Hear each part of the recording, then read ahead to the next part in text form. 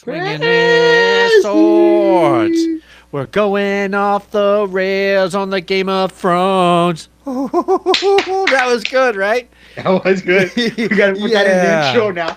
When you play the Game of Thrones, you win or you die.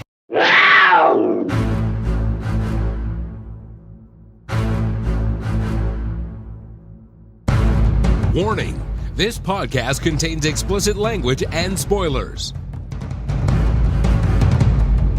This is Behind the Iron Throne, your unofficial Game of Thrones cast.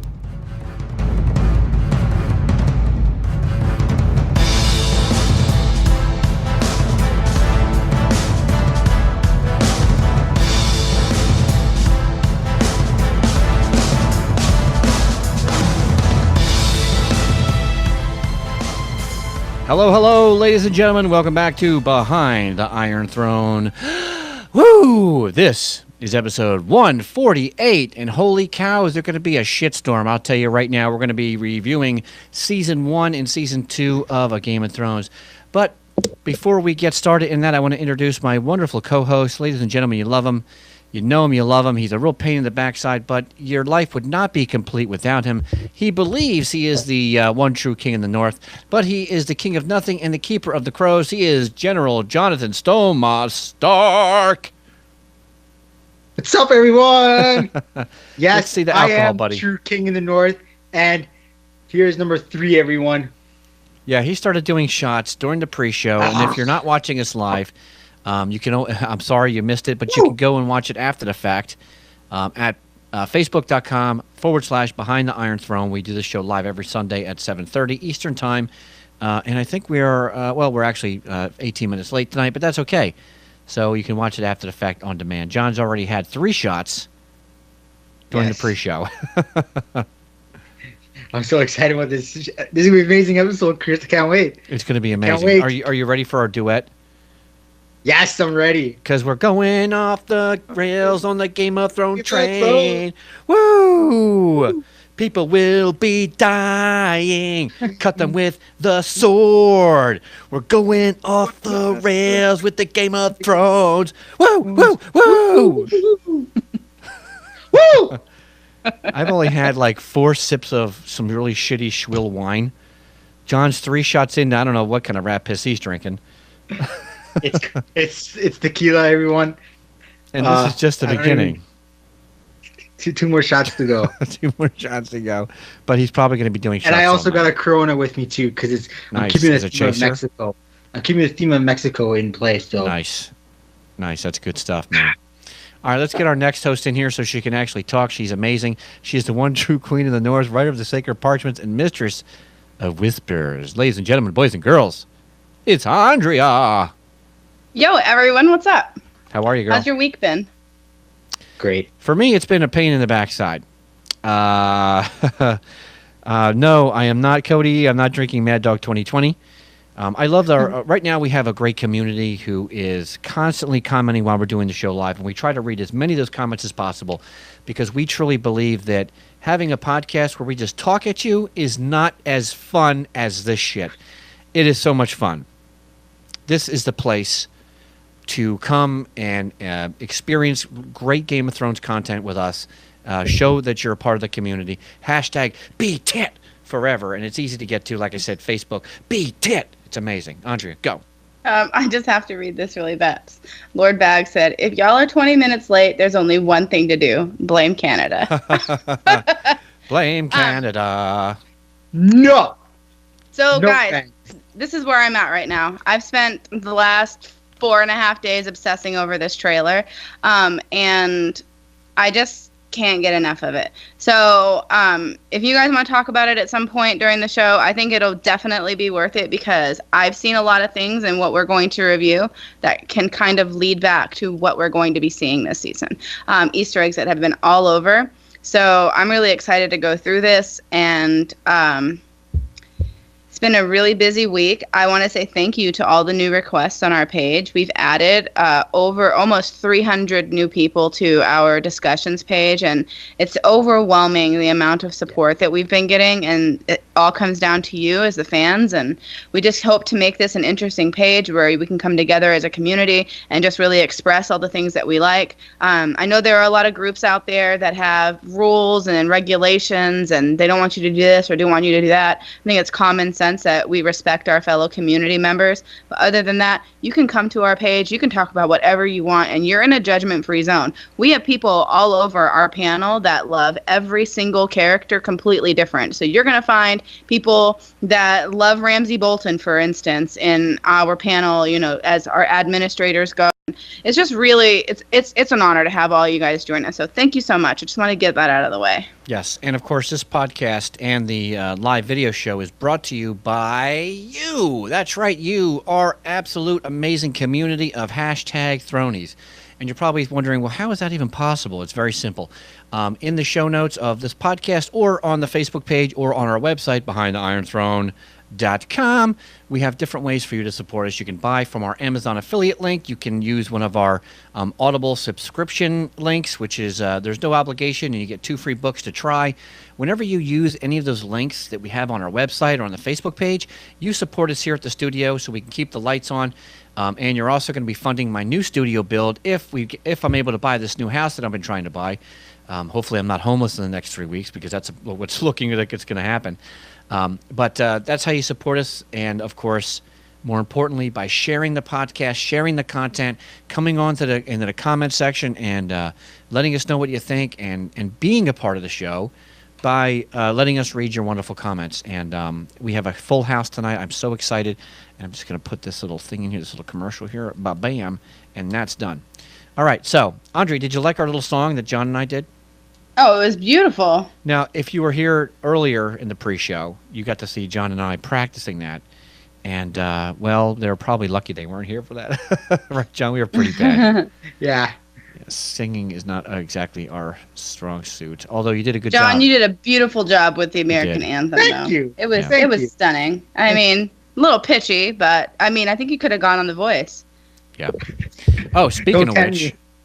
Andrea, I'm glad that you mentioned that. Mentioned that. On BehindTheIronThrone.com, Andrea is going to have her own blog section, and of course Gisela can add to it as well. Our whisperer down the Weirwood Junction, and of course John is going to be working on some fan fiction. So we got a lot of stuff coming there as well. I also have something Behind the Iron Throne.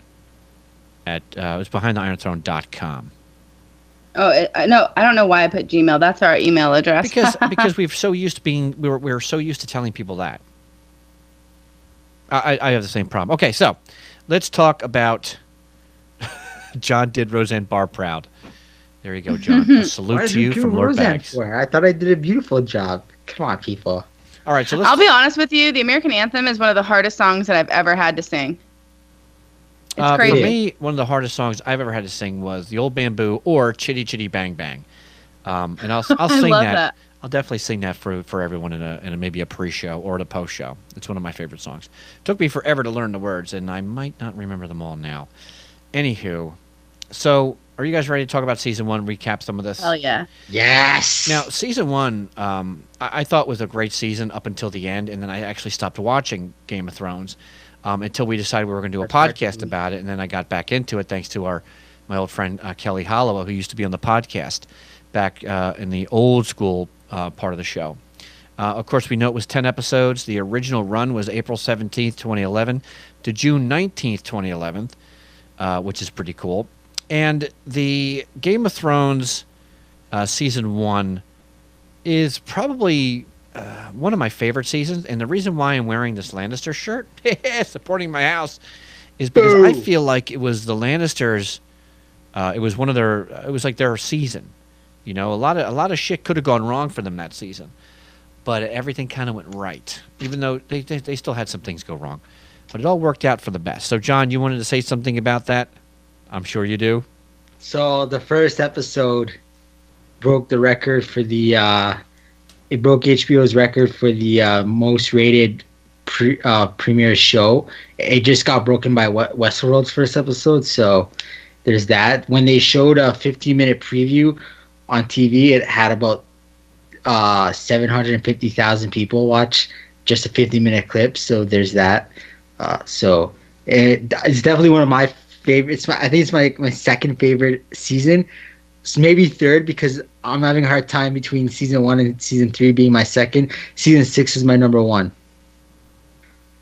But episode 1 is my episode 1, season 1 is my second favorite episode of the whole series.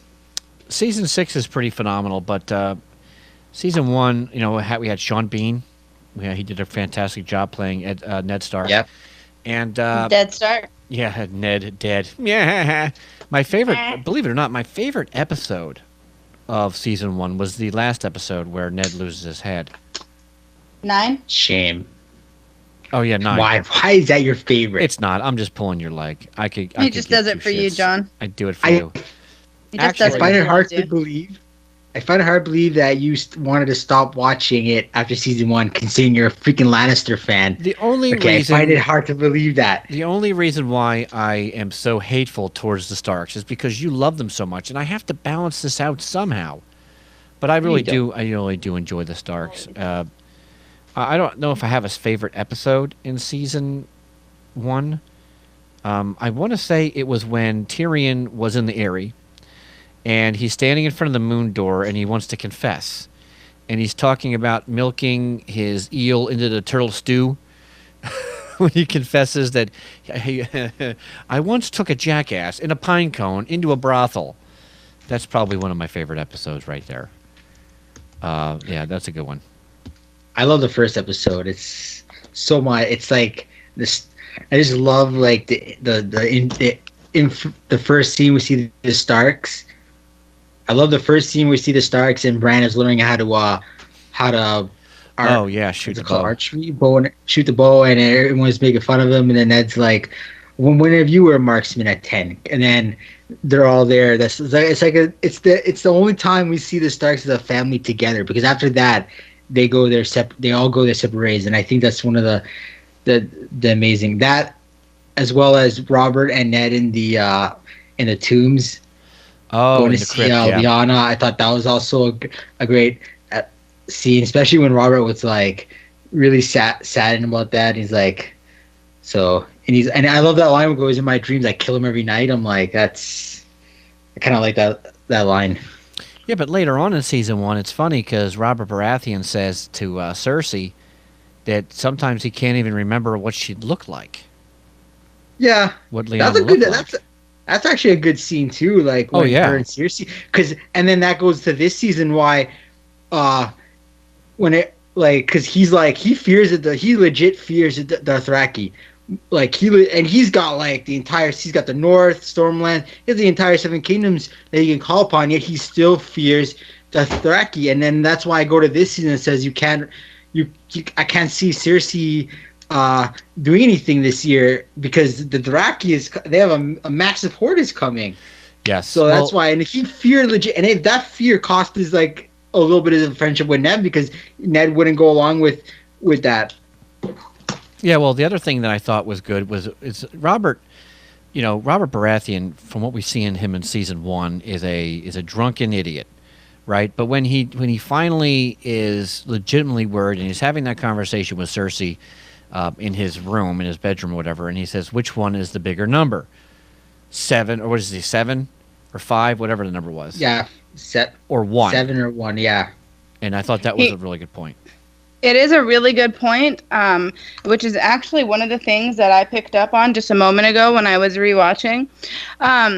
There's so much foreshadowing in this season that it's mind-blowing, and you don't actually see it until I saw season 6. And he was really worried about Daenerys having a boy, and that boy becoming a threat to his rule and potentially leading a Dothraki army. So he says, to engage the Dothraki in open battle would be foolish. Sure, we can hide behind in our castles and keep them out, but that's not going to stop them from burning and pillaging the people on the ground and whatnot. And of course, Cersei doesn't care. And she goes, "But we still have the numbers," or something to that effect. And he said, "What's the bigger number, 5 or 1? Or 5 or 1? And she goes, 5. And he goes, 5 people united, or 5 armies, 5 separate armies united, and 1 army that fights together." And he was saying that the Dothraki horde being led by a Targaryen. A Targaryen leading a Dothraki horde is a fearful sight to behold. And it's really interesting because he was more concerned with the potential son that Daenerys might have instead of a Targaryen, Daenerys, leading a Dothraki horde across the Narrow Sea. And ironically, now we do have that Targaryen leading that same Dothraki horde across the Narrow Sea to Westeros. So that's high foreshadowing. It's a shame that he wasn't alive to see that. I actually loved Robert in the show. Like, I loved his character and the way he would always laugh and the way he would always mess with Lancel. Lancel. What kind of a name is Lancel? You heard your king. Get the breastplate stretcher. Your mother was a fat whore. Him and Ned had the best scenes, though. Him and Ned interactions were some of the best scenes. Because it's so hilarious. Like, the best thing I love when he says, "I remember your coronation. I hated it because I couldn't punch you anymore." I'm like, that'll be the last day I could hit you again. I was like, that was awesome. Ned, apparently, what I found interesting, Ned did not fear the Dothraki at all because he's like, we'll throw them back. We'll beat them back. I'm like, Ned. I'm like, that's why I love Ned so much. He didn't care. He knows he'd find a way to beat the Dothraki if you ever fought him in an open field. Yeah, you'd think so, but I don't think that was. I think that what was more important was he was trying to get Robert to focus back on the stuff at hand, because Robert's all worried about that, and there's so many other things that need attention now. And to Robert's credit, having that looking to the future, understandable. You're the king. You got to watch your back. You know these people are going to come after you. I get that, but he had so much shit that he wasn't taking care of. In the here and now, that he was letting all that stuff, get to him. Like, that's something he could have worried about later. And I think Ned understood that, not to mention that they still lied beyond the Narrow Sea. And if Robert hadn't tried to kill Dany, then Khal Drogo would have never wanted to come over, remember? He was kind of like, nah, we're not going to do that.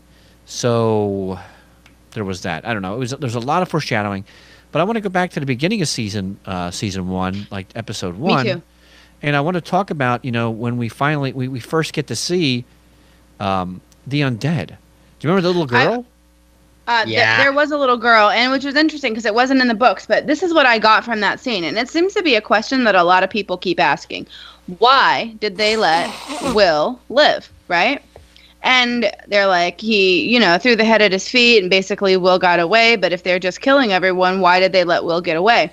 And it occurs to me now, after watching that scene so many times, the reason why they let Will get away wasn't because they had some alternate agenda or they just didn't feel like he was worth killing, just like what happened with Sam.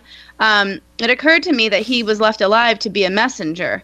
And the message is, winter is here, winter is coming, and winter is the White Walkers. So Stark words are a warning, winter is coming, but winter is more than just a season, which brings me back to Bran. In the show, they're claiming that there's been 17 years between the rebellion and the time that Ned gets brought to King Landing. In the show, in the book, it's 10 years or 14 years, but they made it 17 years, right?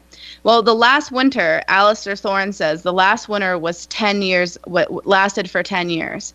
And Bran is 10 years old.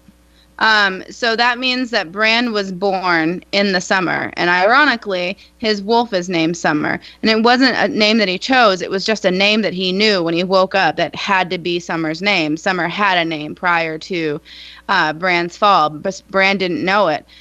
So now Summer's dead in season 6, and that means that winter arrived with the White Raven. Yeah. It feels like summer and winter are tied to Bran, and winter isn't just a season. Winter is going to be the wings that Bran's going to fly with. Also, if that man didn't live, who is the deserter, right?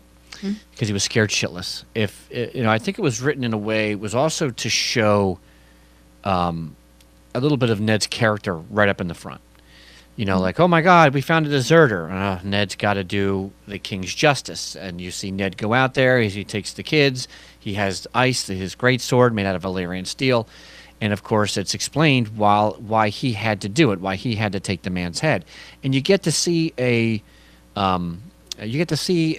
character and the type of person he is, bam, right up in the front. So you already know you're dealing with a very honorable person who takes the rules of the land very seriously, and of course the way he raises his children. So it gives that whole moral standard is set up.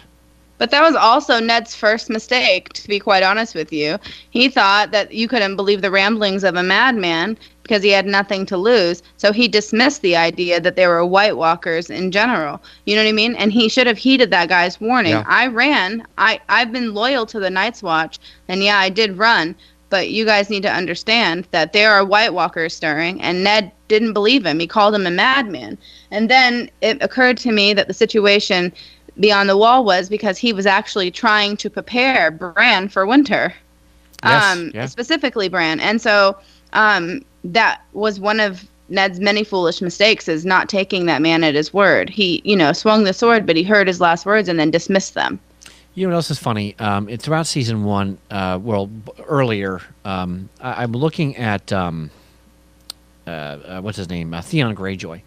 And I remember in the books they mentioned him being a smiler, like he was Mr. Smiley, right? Like a little smartass, Creepy. yeah, prick.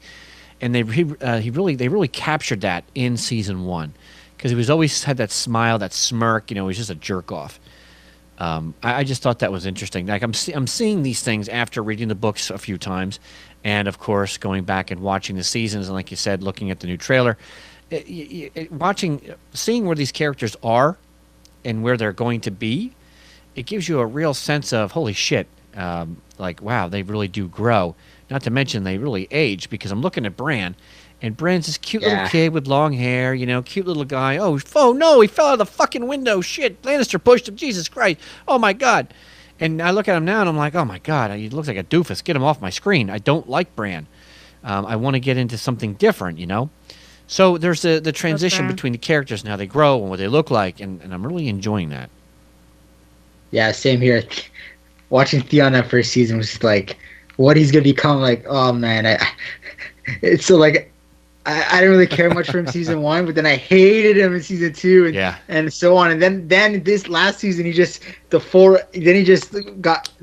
love him now because he saved Sansa. He got her. He saved her. He got her to winter. He technically got her to the wall. I mean, not kind of. And then now he's with his sister, trying to help her out. So I mean, like Theon, even Robb went through the transformation. Like Robb Stark from the beginning until his death. I mean, it's such a different. Yeah. So he had to grow up fast. All of a sudden, he's like this boy, and then all of a sudden now he's acting lord, and now he's got to lead his army into the south and wins a major battle in season 1. Outsmarted Tywin Lannister. I mean, it's a lot of people can say that, and he outsmarted Tywin. And Tywin underestimated him. That if you watch that scene in the 10, he thought, oh, he's gonna get one lick of war and then go run back to Winterfell. Oh yeah, I remember that. Yeah. He's gonna beat you 3 times in this war. Okay, and you're gonna have a lot of respect for him afterwards. The young wolf. Well, he was also getting counsel from a lot of seasoned people. I mean, Karstarks. I love that guy. I wish they would have kept him throughout the whole, because in season 2 it was a different actor, if I remember correctly. For Lord Karstark? Yeah. For all of them. I think it was the same actor from I think it was the same one. He's only in that one episode in season 1 where he's only his finger bit off by the dog. No, that's Umber. That's Umber. That's what I meant. Sorry. Karstark's in season 1 where he's only in one episode where he crowns he goes along with the King of the North. He goes I can't remember what the line goes. They can keep their red castle and their iron throne too. The King of the North, and then they all. But yeah, Umber was in like a few. He said it's the Targaryens, the dragons that we bent the knee to. No, that's Umber saying it. I'm talking about what Karstark said. Oh. Yeah. The Umber goes. It was the dragons we bent our knee to, and now they're dead. And then I can't. Cody was saying, "Great John?" Question mark. Yeah, Great John Umber. But he tried to take over, and Rob's like, "Nope, I'm leaving the army. You're gonna follow." And then he had Grey Wind bit his fingers. So that was a cool scene. The other thing I thought was cool was when he's like, "Oh, you boy," or yeah, what do you say? Why'd you let when the Lannister spy was counting their numbers, and Rob let him go, and I think what Rob did was kind of smart, and It's what his father would do. yeah, John's like, "Oh, Wait, what would his father do? I just want to. I want to hear this again. When he caught the spy, he let the spy go, and because then he's like, I'll meet him. To tell Tywin I'll meet his army or something, and then he lets him go, and he says that's what Ned. And he goes, Ned. He goes, my father would show mercy when I can't remember the full speech, but he's like, you show mercy. He goes, my father would show mercy, or something. Well, the thing I was more concerned about was when Rob said, "Call me a boy again." He looked him right in the eye, even though Great John was a lot Talking taller. about. Oh yeah. And he's like, "Go ahead, call me a boy again." And it was like that was a very strong move for a And he young pulled his person. steel out, and they said, "Don't pull your steel out if you don't mean to use it." And then Grey Wind jumped up and bit his fingers off. That was a time. And he goes, that was a different time. He goes, it's treason to pull your sword on your High Lord. Yeah, but that was the part where he's like, "You piss, or you're so green, you piss grass." This was when they were in the tent after Catelyn comes back. The scene I'm talking about is when Great John is talking. Catelyn's back, and they're talking. They have the map out, and they catch the Lannister, the counter, the spy, who's out there counting how many people Rob has. And they bring him in, and Rob says, "What number did you get to?" And he's like, 20,000, my lord. And everyone, it doesn't matter. He's not gonna be leaving alive, is what Great John says. And then Rob's like, "No, we're gonna let him go. Go back and tell Tywin, blah blah blah, and you're all right. Bob's your uncle." But then Great John got all pissed off, and he said, "What are you touched, boy?" And John says, "Call me boy again." Rob says. Or Rob's, yeah, God damn it, Rob says, "Call me boy again." And I thought that was pretty cool. It was like him showing, "I'm in charge now, mother effer. I'm in charge." I thought that was pretty powerful. Just so you know, Chris, I'm loading images for you. Okay. He had to earn his. He had to earn his lord's respect because he was a youngling. Like they saw a boy in their eyes. He had really had, and I think he did earn it by the end. Especially, I like the scene too when he captures Jamie, and Jamie's like, "You and me 101, sword, axe, or your nail," and he's like, "No, if we go your way, I'll lose. We're not playing it your way." And he's like, "Yes." It was as if he knew that Jamie was a better swordsman than him. Everyone. The problem that I have with Rob after rewatching this situation, and I did a lot of research last night, is that Rob feels like because he was his father's son that he has to do things that his father believes, that he believes his father would want him to do. Whereas Jon has the same confliction in A Clash of Kings when it comes to killing Ygritte. And he even questions himself, am I my father's son? Am I my father's son? Like, my father would do this without, hesitation. And I actually don't think that Ned would.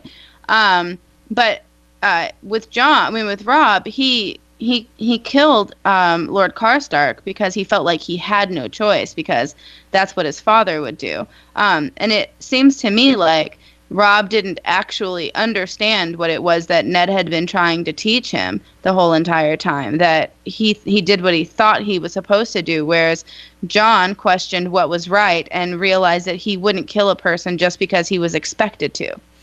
Well, I think one of the main takeaways from season 1 is Rob, he got to his feet and he took charge, and he was trying to do what he thought was right in light of what was going on with his family at the time. Even when Catelyn comes back after her shenanigans, she's like trying to correct him a couple times, and Jon just turned. I'm sorry, I keep saying Jon. Rob turns to her and he's just staring at her, like this is not your place. I'm the Lord. Keep your mouth shut. I'm in charge. Don't make me look weak in front of my men. That was a big part of it right there. I think it's because with Robb Stark, it's in the books he's 15 years old. In the show, they don't really say ages in the show, but he's. I mean, even Ned when he's in prison and Varys tells him he's leading an army, he's just a boy. I think the writers try to use like they try to like they knew the book, so they knew he was 15. They try to incorporate that into Rob's character. So you're getting a guy who's trying to be, he's a boy who's trying to be like his father, and there's a lot of, you see a lot of conflict in that, and you see that in the decisions he makes from in season 1 and season 2. Yeah, I'll go with that. Yeah. Another thing I thought was really important in this season, for season 1, was the fact that I think I kind of glanced over this, was Rob came and asked Ned to be his hand. After the death of John Aaron, Robert Baratheon knows that something's rotten, something is not right. Things are. He needs someone he can trust. He has no one else he can trust. He's surrounded by Lannisters. He's kind of put himself in a corner, and he needs somebody there that he absolutely can trust. And then he goes up to Winterfell. And I thought that was cool. Not to mention the fact that I love the music. When Robert Baratheon shows up, I love that music. I have it on my iPod. Yeah, isn't that good? It's like such a strong, like, kingly-like song to have. Like, I think that the way that they pulled the music for every season was phenomenal. And hearing that really got my blood flowing. Like, oh, yeah, here comes the king. Yeah, the king. And then here's this jackass coming off of a horse. You know, he was, like, kind of heavy, red in the face, likes to drink, and it was kind of I think it was meant to be a little bit of a disappointment at the same time, but it was nice to see the king and Ned were good friends. John? It's funny because in the trailer, it's like I didn't read the books until after season 1, so in the trailer you didn't know what character was which, you didn't really know it. They really kept that. So I'm thinking we're going to get this magnificent king, we're going to get like a warrior type king. He's coming in, we see the music, we see the soldiers, and then we get like, then this fat Robert Baratheon comes in. I'm like, what? He's like, what? I'm like, are you serious? Like, I'm expecting, because like I didn't read the books and I didn't even bother. I'm like, I'm just gonna watch it, and I'm like expecting this warrior, like, you know, a jacked up kind of like, you know, Leonidas type character to come, like a warrior or someone king, like Sean right? Connery.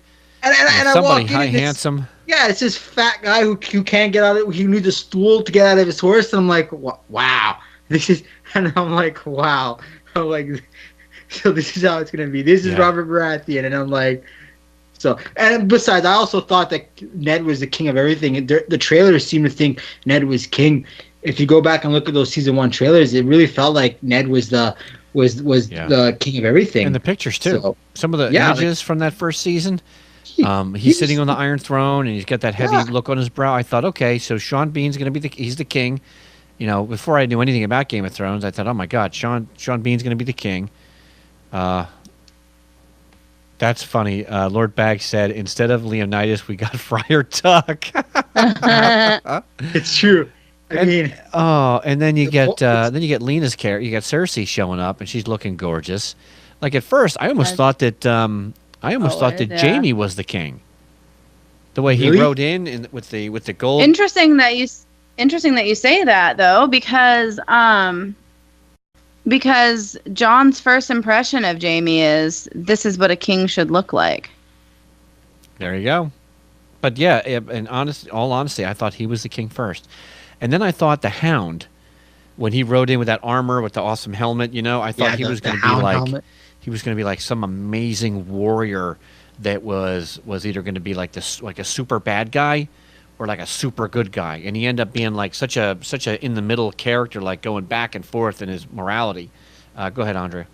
I just want to say, I read a theory like a few days ago, right? Do you remember Robert told Ned to kill, he gave the order to kill Lady, and Robert, you know, I mean, Ned was pissed off about it because Robert just walked away, like he couldn't be bothered to. And he turns around and he says to Ned, get her a dog. She'll thank you for it, right? And we all know that Joffrey calls the Hound his dog, and he's called the Hound for a reason, right? And he does have a special connection to Sansa. And I'm not saying that that they're in love. And I know a lot of people think that. It just makes me kind of freaked out about the whole thing because I don't see it. But there has to be a special connection to Sansa and the Hound. And I wouldn't call it warging. I would say that it's more like an imprintation, because when the Mountain and Sir Loras are fighting in the joust, Sir Loras gives Sansa the rose as his favor, right? And Sansa keeps saying, please don't let him die. Please don't let him die. Please don't let him die. And he tricked the Mountain's horse by bringing in a mare that was in heat, basically. And so he ended up winning the joust. Right, a really smart guy. He ended up winning the joust, and which the Mountain got up, murdered his horse, and then came after Sir Loras. We all know that the Hound doesn't give a shit about Sir Loras. He doesn't really give a shit about anybody. But you have Sansa here freaking out, pleading for him to live, and then the Hound literally descends the stairs to defend Sir Loras.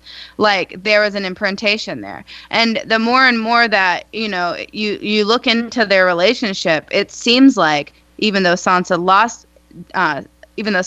Lady, she does have the ability to work. She does have that skin changing ability. And I'm not saying that she's changing skins with the Hound, but now she has a dog and they're closely connected. And I thought, wow, this is a really interesting theory. And it only, made me think more about it once I actually rewatched the whole episode. And I was like, wow, this is actually pretty spot on. When I went back and watched it, and I saw that scene, I forgot that happened. I forgot that the Mountain jumped off his horse, chopped its head off, like, bring my sword!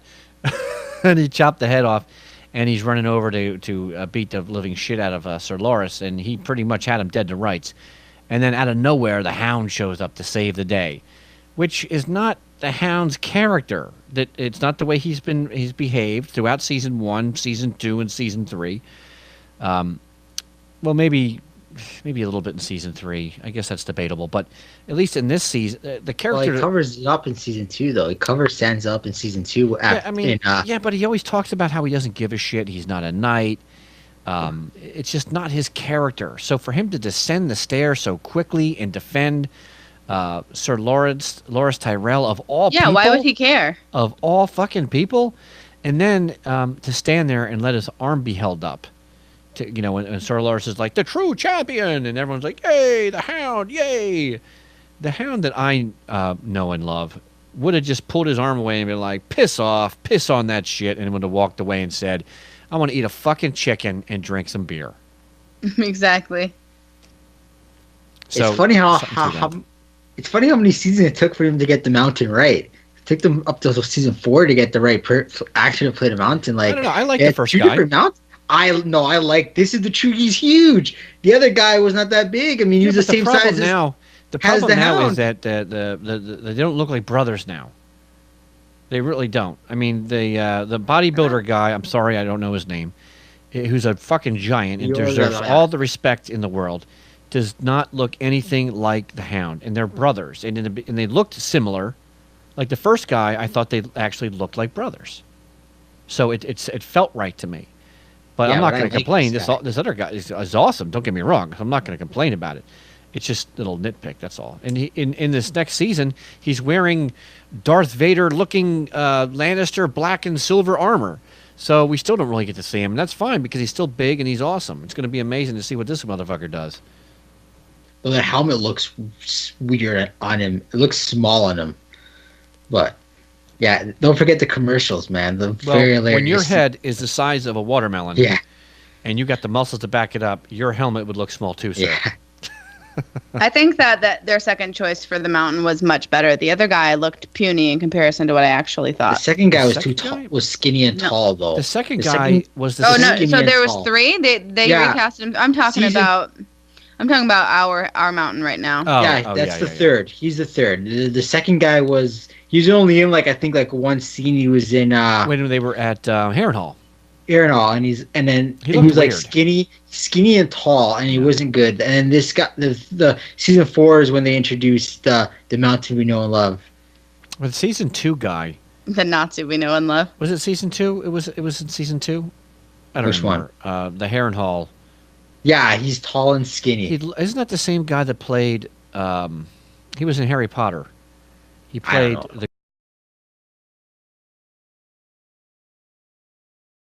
over.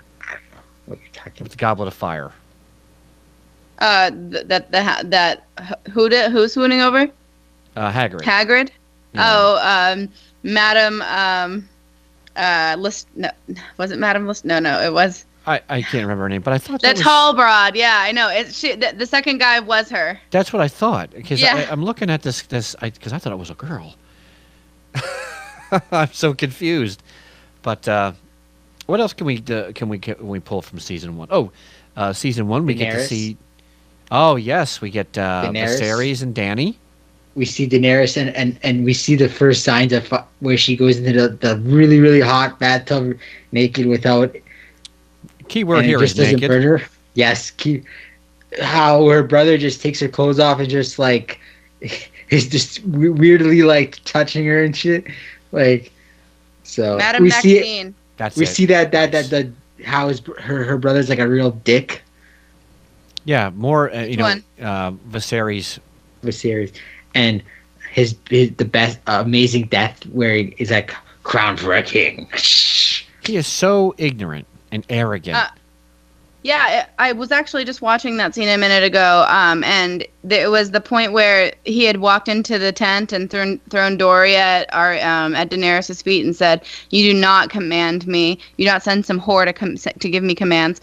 And she was saying that she didn't command him, and she meant to give him gifts. And he started, insulting her about how they were Dothraki crap, basically, and smelt like horse manure. And he said something about being a warrior. No, he goes, "Next you'll want to braid my hair." And she said, "You have no right to a braid. You've won no battles." And he smacks her. He knocks her on the floor and he tells her, "Now you've woken the dragon." And she actually grabs this belt full of medallions and she smacks him across the face with it. belt. She gets up and she said, "The next time you raise a hand to me, you won't have a hand anymore." And that right there, in comparison to the books, is the moment that Daenerys actually woke the dragon. So yeah, you're right. He woke the dragon. She woke the dragon, but not in him. She woke it in herself. That's the very first time that she got fierce and she raised her hands to her brother and defended herself. And how about so her look? that was the defining moment. Or I'm sorry, how about the look on his face? He was so shocked. Yeah. Yeah. And Well, he- because I think he knew. Yeah. I think he Couldn't knew all control her. along that he was weak. You know what I'm saying? He had known all along that he was weak, but he exerted so much control over Daenerys that he felt like as long as he can control her in that situation, that he would be fine. And then Daenerys finally found herself. She was starting to question whether, Viserys was actually the rightful king, if he had, the power to take back their realms. And she realized, even if he did, that he would be a tyrant. You know what I mean? And this is when she started realizing that, first of all, Was that home before? is. Yeah, was that before Jorah had that conversation with her? When he said to her, "Do you really think your brother should be sitting on the Iron Throne and be the king?" It was just after that Oh, okay. conversation. Yeah. And then afterwards she goes, "My brother will never take this." He said something to the effect of his wife, and she asked where she was. He goes, "Far away and with another man." And she goes, "What do you want, Sir Jorah?" And he said, "Home." And she goes, "I long for home too. Viserys will never retake the Seven Kingdoms. He'll never take us home." And at that point, she had lost complete faith in her brother. Seeing him bust through the tent during their dinner that they were having for Dany, or their whatever, and she wanted a place of honor, and he was drunk as a skunk and he's running around with a sword. And even Jorah, I guess it was right before that, either the episode before or earlier in that episode, where he said, if put the eggs. I think it was right around that time where he was going to take the eggs. It was right before that. Oh, right before that, and he said, "Do not wear steel and via Dothrak, because they're going to kick your ass. You don't shed blood here. It's a sacred place." So he goes into this party with his sword, whipping it around, and he puts it right on Dany's belly, like, "I'll cut it out for you. I just want what I was promised. Boo hoo hoo! I want what I was promised. Boo hoo hoo!" And that whole scene was really cool, and I love Jason Momoa. I loved Khal Drogo, but you know what I didn't like about Khal Drogo? In this season, I learned how you could really fuck up a great character. Let's kill a badass character, full of muscles, big and awesome, by having him walk into this blade that some jerk off tried to stab him with. Like, he walked right into it, and then he let some bitch witch heal him up. Are you kidding me? Well, yeah, I blame Daenerys just as much as I blame Drogo for that. I think that if they would have just left it alone, Drogo has suffered many freaking wounds before. You know what I mean? Yeah. And he's never lost a battle, but he's suffered many wounds. And I think that had she just left it alone, okay, it was his freaking nipple. I mean, what did she do for Grey Worm or one of the Unsullied when they got their nipple cut off when they were demonstrating how powerful they were? She should have just left him alone. But she insisted that this freaking goat woman end up coming over and taking care of Drogo's thing. But the minute that they noticed that it was infected, they should have stopped making her care for him. Period. And well, in the show, it wasn't his nipple exactly. It was like right above. No, it the was nipple, just above it, like in the breast. Like the fatty of the muscle right there, like where the shoulder. She should have just left it be. Freaking washed it with wine and sewed it up. You know what I mean? Yeah, even it was just horse piss on it and call it a day. Something. Something. Why would you let this broad that was about to get raped multiple times and had probably been raped on a previous raid? She was still naive then. You know what I mean? She was still, even though she was getting stronger. Danny, hey Lilith, welcome to the live show. She was still very naive.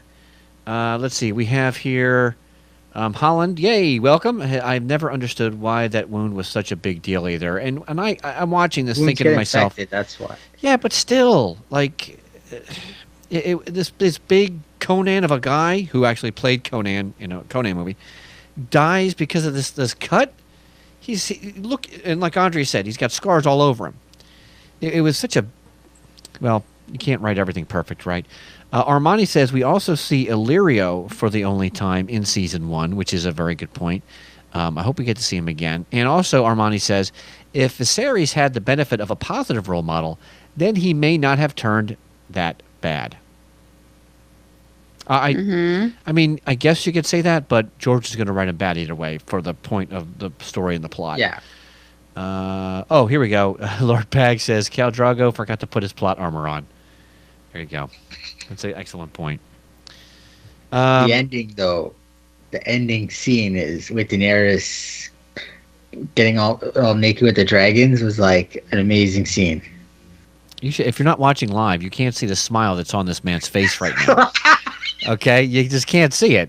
Hey, Daenerys naked equals me smiling. I mean, and then the dragons are all around her, and they're but like. To be fair, you're a very smiley person. It's just roar, more smiley. They have a little roar, and all the men just bow. Everyone just bows to her. I'm like, that was a wicked ending to a season. That was a wicked ending. I'll tell you what, they know how to end a season.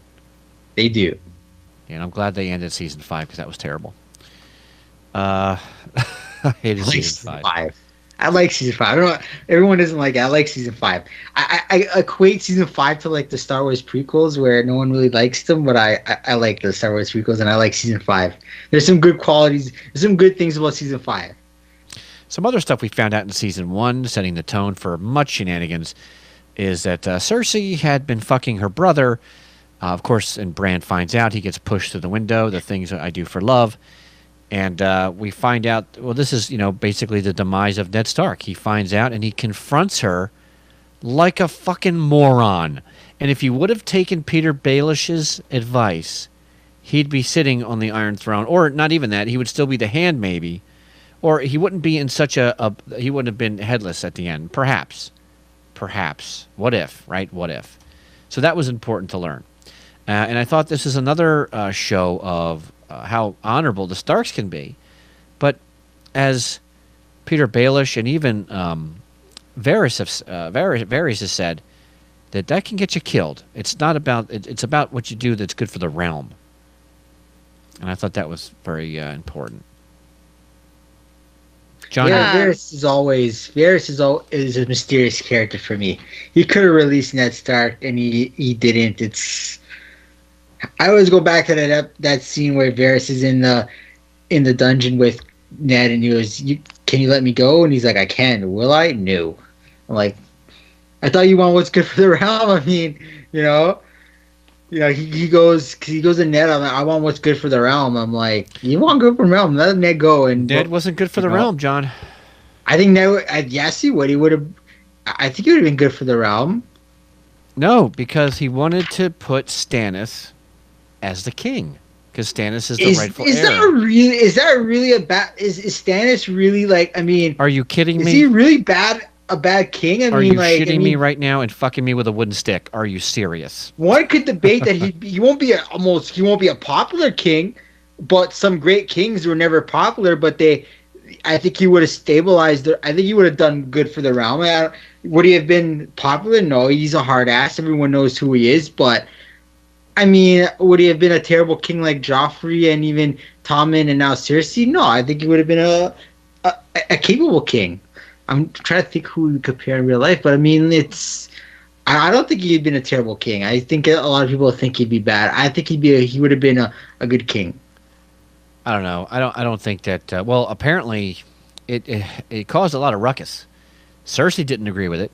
Cersei was not having that. She wanted her boy Joffrey, the lunatic, on the throne, and I don't think she realized what kind of an animal she was putting on the throne. I think she did. Even Renly went to Ned and said we should take them now before she can gain too much power. Do it now. Good. But Renly wanted Ned to support him for king, and Ned was supporting Stannis because Stannis is when Robert is the rightful king because he's Robert's brother. The rightful king Ned had in his power, and he didn't have the guts to actually put him there because he didn't want to put Jon in jeopardy, which he knew he would. But I have a quote here from Qhorin Halfhand in the Clash of Kings, and it really kind of goes with the whole entire honor thing. He's talking to Jon. He's in the Skirling Pass, and he's basically telling Jon that the wildlings are going to find them and they have to fight. So he says, there was nothing Jon can say to that. He nodded. We may escape them yet, the ranger said, or not. I'm not afraid to die. It was only half a lie. He did not understand. What do you mean? If we're taken, you must yield. Yield, he blinked in disbelief. The wildlings did not make captives of the men they called crows. They killed them, except for they only spare oath breakers, those who join them, like Mance Rayder. And you.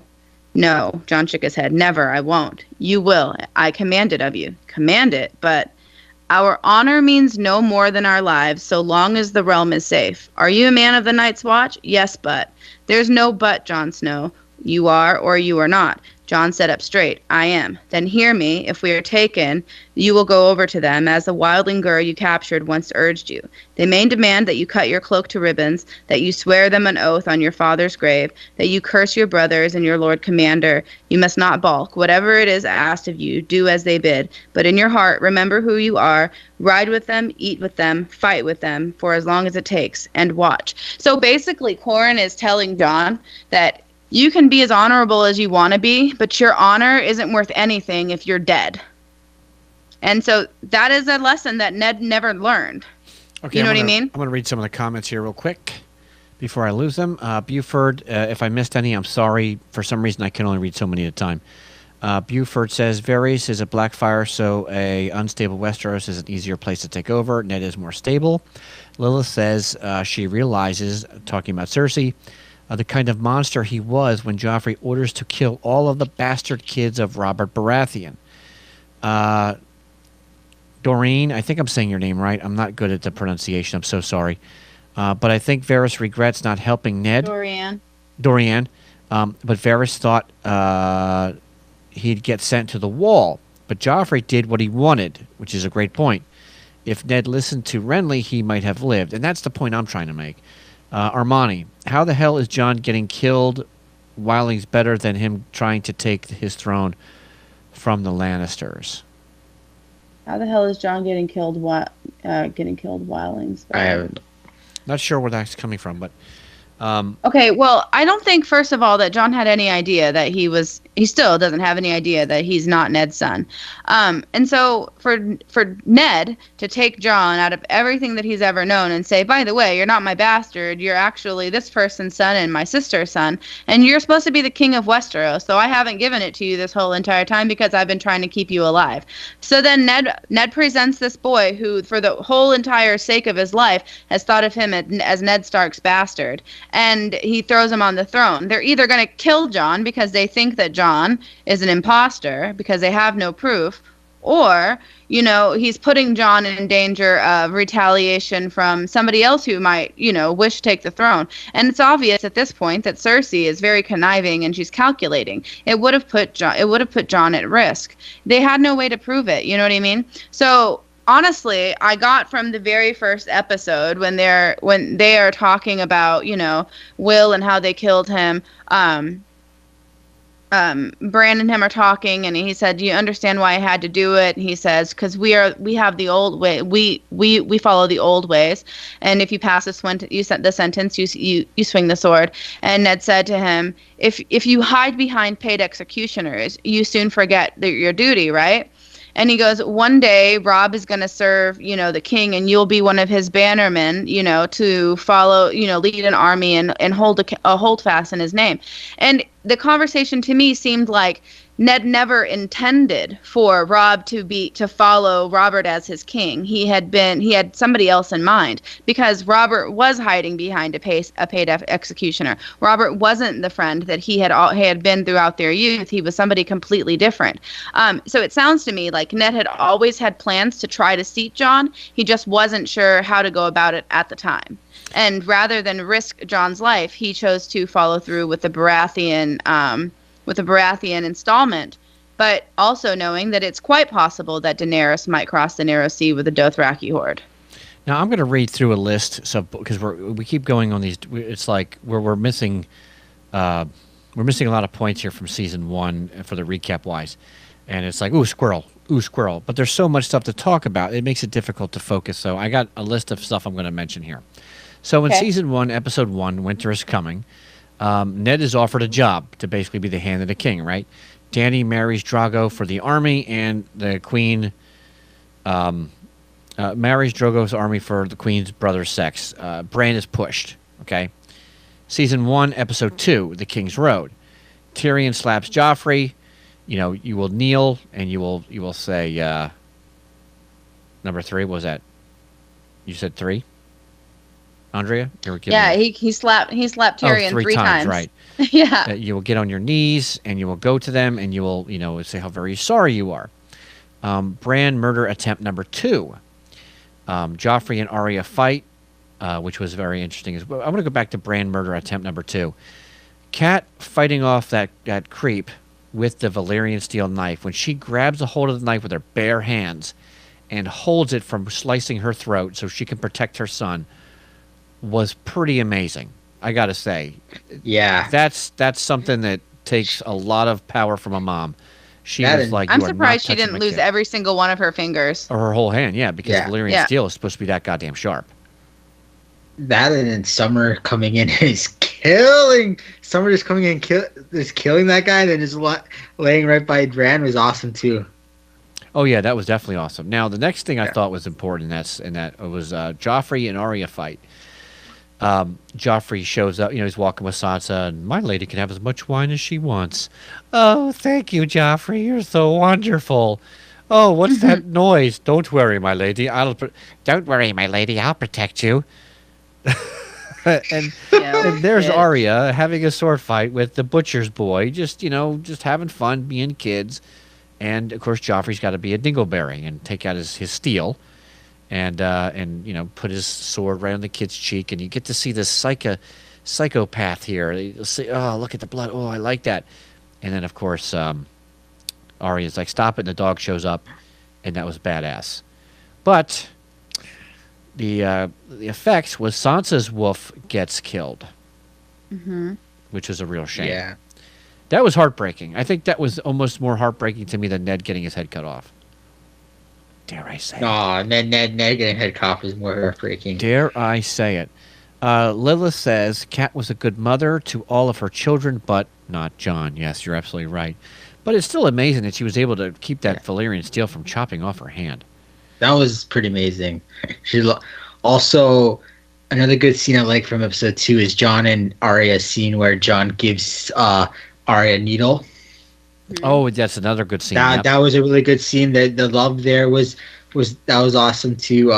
Also another scene, Jaime just being the jackass that he is, kind of just rubbing Jon the wrong way. That's the real prick Jamie right there, like trying to just nudge John there. I'm like, you motherfucker. But he wasn't That was wrong. also a scene too. But he wasn't True, wrong. do you have to be a jackass just because you're a Lannister and Lannisters are jackasses? That was his character, you have to though. be a jackass. He was being true to his character. Don't forget. There's Go ahead. Andrea. I was gonna say there are a few scenes in episode 1 which I find actually really interesting. First of all, when Jamie pushes Bran, he pushes him with his right hand. His right hand is also his sword hand. When he shakes John's hand, he's also shaking John's hand with his sword hand, with his right hand. And he is taunting John because John is going to join the Night's Watch, and it's supposed to be this royal order. But I think more than anything, it has to do with the fact that he's jealous that John is actually able to go and be a knight or be somebody, do something of honor, and he comes from such a low-born place. And so he gives John this crap because he feels like I don't know. I think he's just torn between who he's become versus who he wanted to be. You can clearly see that there's some confliction between them. Also, going back a little bit, there was this scene between Benjen and John, and everyone thinks, does Benjen actually know that John is Lyanna's son? And if he does, then that's what he was trying to explain to him. And at first, I didn't actually really buy it. But Benjen knows who John is. He tried to persuade John twice to wait before coming to the wall, even though he said that he always had a place there. And he speaks specifically of John having a family, and John said that he's not interested in all that. Then Benjen turns around and he replies, "You would if you know what it meant." And I think what he's talking about was the discontinuation of John's line. John chooses not to have kids. That means that there will be no more Targaryens, at least as far as Benjen's concerned. And John didn't, pay any heed to that because John had no idea what it meant. But then again, none of us knew what it meant either. And I didn't really think that, Benjen tried so hard to not have John come, even though he had offered him the opportunity to come. Just to turn around and rewatch it again and actually realize there was a lot of effort on Benjen's part to try to convince John, if you want to join the wall at some point, then you can, but don't do it now. You don't have to. And he was trying to make John see that there was something that he was going to be missing out on that was of much importance to him. So that really hit home with me. Yeah, getting late. I wanted to get late. Oh, real quick. Hello, David. Welcome to the show. Armani says, I heard that Jamie will redeem himself by protecting John. Probably. I think it's Vishnu. If I pronounce your name wrong, I'm very sorry. He says, only you told me the truth about the Night's Watch, John to Tyrion. And Armani agrees that Benjen knew everything. And I'm not entirely convinced that the show Benjen knew everything. Maybe the book Benjen I'll agree with. Until I see it, I'm like, I drive Andrea nuts because until I see, I don't believe all the theories and stuff. I have to see it or read it and in order to believe it, because that's just, I'm closed-minded. John? Some other good scenes. We get John and Tyrion, episode 2, when they're at the campfire, and I love that scene where he's like, a mine needs books like a sword needs a whetstone. And he's like, my sister is married to the queen, and my brother's remember the Kingsguard, and then he's like, goes on. I love that interaction. John and Tyrion have some great scenes together too. So there's that too.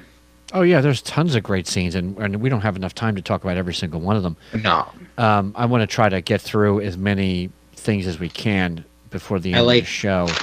Robb beating Tywin in battle. Well, you like that because you love the Starks, and they put. But you know what? I want to go back to what Andrea said real quick. Season 2, honey. Andrea said something what are you talking about. Andrea said that. He beats Jamie. Sorry, he beats Jamie. Sorry. Anyway, right, but that was season 2. Season 1 he beats Jamie. Episode. No, he didn't. Jamie and Robb didn't fight at all. They fought. Robb beat Jamie in battle and had him in chains. That's in season 1. No. Yes, episode 9. Yeah, and he's like, let me look. And Jamie goes, he remember Jamie he, captured. Catelyn, Yes, you're right. yeah, Caitlyn Okay. is waiting for Rob, and Rob like he's waiting, and he's like, "We gotta go." He's like, "No," and then you see him walk, and he rides into battle, and then he throws down Jamie, and he's like, "They never knew," and that's when Jamie's like, "You and me, one on one, we end this right here," and he's like, "Swords, spears, whatever, nails, you choose your weapon. Let's end this here Oh, now." And right. he's That's like, right. Yeah. and then Rob goes, "If we do it your way, you'll win. We're not doing it your way." And then Catelyn's like, "Take him away and put him in iron." And everyone's all cheering, and he goes, I just sent 3,000 men to their graves." And he has a big speech about everything. So All right. Good point. But I wanted to real quick before I forget. Jamie's problem, the reason why he's such a dick, is what Andrea said. He didn't become the knight he wanted to. You know what I mean? Like he's always dreamed about being a knight. He has so many people he's looked up to, and the things didn't work out for him the way that he thought they were going to, and that kind of hurt him deep inside. And then he became a dick, and then he's the Lannister we all know and love. Yes, go John. I will say this, you'll be surprised. A scene I did like is the scene between Tywin and Jamie, the first appearance of Tywin Lannister. Oh, When yes. he's skinning the stag, and he's talking about Jamie. I think that's a really good scene because he's really telling Jamie, "Listen, it's time for you to like grow up. It's time for you to be the guy I know you can be. It's like our future's on the line." It's really good. All right, next thing I wanted to mention is episode 3, Lord Snow. Dany is pregnant, which is cool. Catelyn shows the dagger to Littlefinger, and of course to Varys, Tyrion, and she also Tyrion is captured for attempted murder. That's an amazing scene. Yeah, it was powerful, but it was like, damn it, like, why couldn't she just tell Tyrion to sit down? Yeah, And just relax. You know, she had I think to. she let her emotions kind of like dictate. Yeah. But I mean, it was such an epic scene where she's just going each guy, and she's like, "In the name of Robert Baratheon, all sirs, take this man," and they all throw the swords. I'm like, what? That was an awesome ending to an episode. And of course, we meet Bronn for the first time, Yeah. who I love and can hope to see continuing. I hope he doesn't die in this next season. Season 1, Episode 4, Cripples, Bastards, and Broken Things. Of course, Ned investigates all the murders. The seed is strong. That whole thing comes out, and that's actually where Catelyn arrests Tyrion. That's in Episode 4, which I got confused. I'm very sorry about that. Is this the first? When do we meet Syrio Farrell, Syrio Farrell, I don't. aka Draknagar? I don't. Forgot. Is he a vampire also? Jesus. When do we meet that? Because I think that's one of my. I don't see it in my list. It's one of my favorite. One of my favorite scenes of season 1 is, and I said this before, is Arya first learning the to sword dance, and Ned is watching, and those wooden swords, and you start hearing steel on steel, and then Ned's face starts to turn, and then you hear in the background right before the episode closed, like a battle is going on, and you see the look on Ned's face. That is one of the most, I believe, one of the most powerful scenes in Game of Thrones right there, because you see the look on, like, is he thinking about the past? Is he thinking about what's going to happen? It's a really, I love that scene. I love that scene. I just had to say it. In the chat, Buford is saying, "But the Sky Cells was awesome." Lilith says, "I was like, Kat, what the fudge are you doing, taking Tyrion prisoner?" Armani says, "In the books, there are like 50 of her father's bannermen there, and only 12 listen to Kat." And we have a comment from. And in fact, Ned gives up 20 of them to the city watch, and so he's only stuck with 30 men. Oh, there you go. So there's great information there. Let's see. Season 1, Episode 5, The Wolf and the Lion. See, these are really strong titles. Yeah. I just wanted to say really quick, Episode 1, there's that this is consciously like talked about all the time when Cersei talks about when she's talking to Kat about how she had her first boy and he died of a fever, and then she called him a bird without feathers. And this is something that is used. The saying is used many times throughout, the whole entire series. A bird without feathers. And we talked about whether she was sincere, or she was gentle, or just lying a few weeks ago. And it occurred to me that there were bits and pieces of this story that were actually true, because in episode 5, Cersei, or I think it was 6 maybe, Cersei and Robert were talking about, Lyanna, and she says, was there ever a chance between the two of us? Even after we lost our first boy, I still felt something for you. So she actually did lose a child. But when she said a bird without feathers, she was talking about Bran falling from the tower and not being able to save himself. He was the bird without feathers. So she was mixing truth with a lie. Which I found really interesting. And then there's the things I do for love. So that kind of was really interesting to me. And then lastly, Daenerys's wedding. You found her, right after where they consummated their marriage, and she is staring out over the sea, looking for home. I don't hate it, because in the books he didn't rape her. They consummated willingly. It's not a rape, but she genuinely loved him. But I mean, in that episode 1, it kind of was like, it seemed like she didn't want it, and she was like, and even the second episode, like, he's like just fucking the crap out of her, and she's like, she had to learn how to okay, that what's her name, had to teach her how to just like, okay, you gotta take control and seduce the man. I mean, right. Because I didn't like that. I didn't like that episode. Like, I mean, I know it's not rape because it's consensual, but I mean, it's like this guy is just taking her. I mean, it's like, I just didn't like it, man. I didn't like it. Let's not forget, in season 1, we get the introduction of our favorite guy, Gendry. Oh, Drink. Where's my, here it is. Yeah, that's true. But let's see. Lilith says, I think she wanted it, but she was scared. I'll remember you. She was only 13 in the books.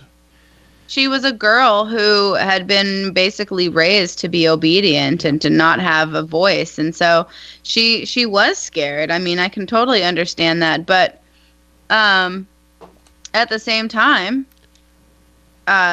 she had to find her own power. And it was within her the whole entire time. And she just hadn't embraced that. Yeah, anyone joining us just now for our live show, we're actually recapping season 1, and we're going to attempt to recap season 2 as well for the Game of Thrones. We're trying to prepare for season 7 here, trying to get these next couple of weeks, get everyone caught up. Let's see, where was I? All right, so season... I'm ready to move on to 2. Okay, a couple more things I wanted to mention real quick. Season 1, episode 5, The Wolf and the Lion. Catelyn takes Tyrion to see her still nursing sister. That is a prosthetic boob. I think we came to terms with that. Okay. The king wants Dany dead, and Jaime attacks Ned right in the streets in front of Littlefinger's brothel, which was fucking ballsy. You got to give him that, John. Come on, Starkweather. Give him that. I mean, yeah, he attacked him. It was, some would say foolish, but I mean, because that's Robert's guy. You're attacking the king's bro. I mean, that could have been very bad for you. That could have been very bad for you if Robert was if Robert got really pissed. Robert 10 years ago, or maybe whatever it was back, because right now he is so indebted to the Lannisters. That's the only thing that saved Jaime and the Lannisters, was that they're in debt. Brody. That's the only thing that saved them, because Robert would have been like, you messed with my boy Ned, call my banners and like, let's do this shit. And like, Brody would like me to mention, just to make sure that you remember, that Ned got beheaded brutally. Just wanted to remind you. Yes, I know this. Brody gets a gold star. This is sad because it's coming up. All right, so A Golden Crown, season 6. Dany eats the horse heart. Let me tell you something. That was fucking hard to watch. I actually had to fast forward through that because I couldn't watch it. It was making me want to vomit. I could see that. You could eat a horse heart. I could eat a horse heart, yeah. I'm a meat eater, man. I'm a carnivore. I eat a horse. When do we get the epic speech with... What episode we get the epic speech with Ned where he's on the throne and he's like, denouncing Tywin Lannister. That's an epic scene. Episode 6 or 7? Yeah, I Something think like that, right. yeah. Because So 8's when he's arrested. Tyrion confesses. That was one of my favorite. When he confesses. Oh my God, I love that. Yeah, he's like, "Oh, I put goat shit in a squire's boots or whatever, and I milked the eel into the turtle stew, and I think my sister ate it. Well, I hope she did." Let's see. So that's the confession. Ned discovers the truth. Drogo gives Viserys a golden crown, which is just fucking epic. That was one of those characters you'd love to see him die. Just like Joffrey. Just like Joffrey. Exactly. And Ramsay. Yeah, and Ramsay. Yep. Season 1, episode 7. You win or you die, which is one of my favorite phrases of the whole season, of all the show. The king croaks. He was, he got killed by a boar. Killed by a pig. Ned changes will, reveals incest. Littlefinger betrays him. You shouldn't have trusted him. He even said you shouldn't have trusted me. Season 1, episode 8, the pointy end. The zombie at the wall, where Jon rescues Lord Mormont. And, of course, that's the same episode where he gets Longclaw, right, Andrea? That's the next episode. Oh, that's the next one? He gets Longclaw That's the next episode after he saves Jorah. Gotcha. Which was interesting because he had been left in Jorah's chambers. Sorry, I'm just reading my notes, guys. When he had been left in...